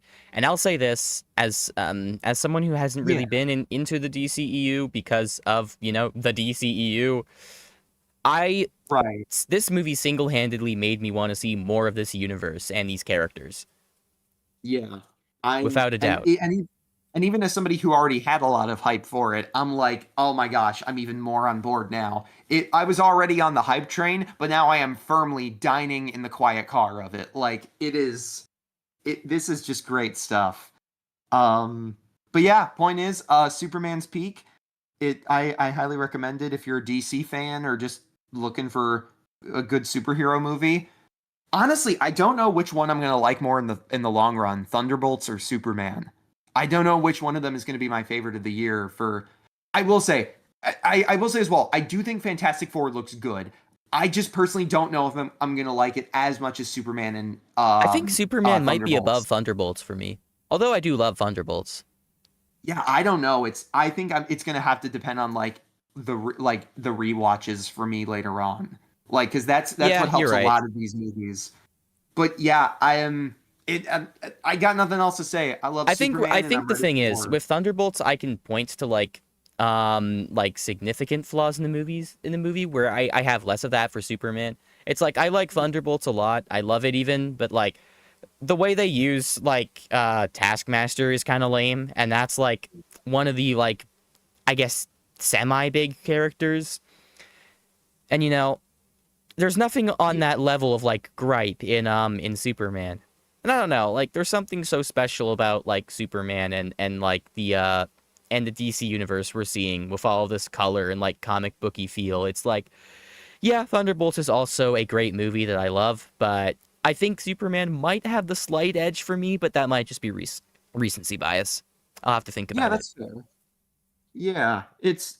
I'll just have to see. Like I just said, I'll just see where it goes from here. It's so nice to actually be able to be excited for superhero movies again. I feel like I've been in this like mindset of like not really being too overwhelmed with some of the Marvel stuff and also too lost in the sauce with some of the discourse. It's like I Yeah. mean, it's just nice to see some unambiguously good movies again from the comic book genre. Yeah, and I will say honestly, as one last kind of, this is not to like randomly slap Marvel in the face or anything, but I will say, look, even though I have more faith in it than I did previously, and I'm sure I'll be excited about it when it gets hyped up, I'm still worried about Avengers Doomsday and Secret Wars. I'm very worried about how those films are going to be executed, given like all the elements that they have to tie together for those films. I do want them to be good movies. I don't want them to fail, but I also like it's just not the same as it used to be with like Infinity War and Endgame and the feeling of hype for those. So all I'm going to say is this: in That's a the event cultural that the moment I'm just not sure can ever be recreated. Yeah, so in the event, I don't want them to, but in the event that Doomsday and Secret Wars are ass, or one of them is ass, then in my mind, I'm like, you know what? We still got Superman. And even if this is like a bit It of might be even DC's if time to Mark, shine now. Who knows? yeah, honestly, I want them both to shine, but I would not be Well, against obviously, me too. DC. Yeah. Yeah, but I'm not against DC taking a bit more of the spotlight for now because they've proven they've got their shit together with Gunn at the helm. And I firmly believe that for at least the next 10 years, we're in for some incredible adventures in the DC universe. So, Yeah, yeah, just get David Zaslav out of there, please. exactly. Fuck that guy. Yes. And on That's that probably a note, I good think part to that's end. yeah, fuck David Zaslav, and that's gonna do it for this video, or podcast or whatever. But yeah, all right. Also, It's fuck been great Israel talking. and fuck Yeah, Netanyahu. yeah, fuck That Netanyahu at too. the bare minimum. Yes. And on that note, I think I'm gonna head out if that's okay with you. Um, like Yeah. I've already, All like I've right. kind of Yeah, that's already, good. This yeah, was a good one. yeah. Follow Noah, on his platforms and shit. Go to my channel and follow mine or whatever. I don't even need to plug. Like I'm just happy to talk about Superman. So yeah, I'm I'll just leave all gonna. your stuff in the description. You don't have to worry about it. It's called Elephant Power Productions, though, in case anyone missed it. Yeah, Is it? yeah, it's a little confusing. So the at is Elephant Power Productions. That still stayed the same, but the technical name right now is American Elephant. I was recommended to switch to that actually by my teacher because I actually did like a brand building exercise in my class where I finally like connected like my personal YouTube stuff and my academic stuff toward the end of college. And my teacher recommended like, yeah, keep going with this. Maybe change the name though for a little more consistency. Because to be fair, like people will like, even if people know it's the channel, they probably want to go to that name, like the name, like, oh, look up American Elephant on YouTube. And even if my channel did pop up, might as well have it directly in the name. But You yeah, know, the at is you can actually change the at in your channel settings if you want to do that. interesting. Well, yeah, I'll see how I feel about it. I've tampered with the idea of like make a second American Elephant channel for personal stuff, but then or like name this one American Elephant for personal stuff, but then switch to Elephant Power Productions when I like try to make my cartoons and such. Um, but yeah, Oh yeah, and that might be a good idea. But that's a topic for another day. yeah. All right, I'm gonna head out. Be kind to each other, and you know what? I'm gonna end before I head out. I'm gonna end on one of my favorite quotes from this movie because it's actually available here right now on the DCU Wiki's Superman page. It's Superman saying, "That is where you've always been wrong about me, Lex. I'm as human as anyone.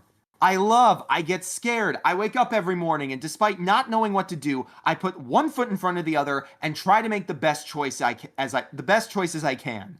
I screw up all the time, but that is being human, and that's my greatest strength. And someday, I hope for the sake of the world, you understand that it's yours too." So, yeah, on that mic Banger drop, fucking quote. goodbye. Bye.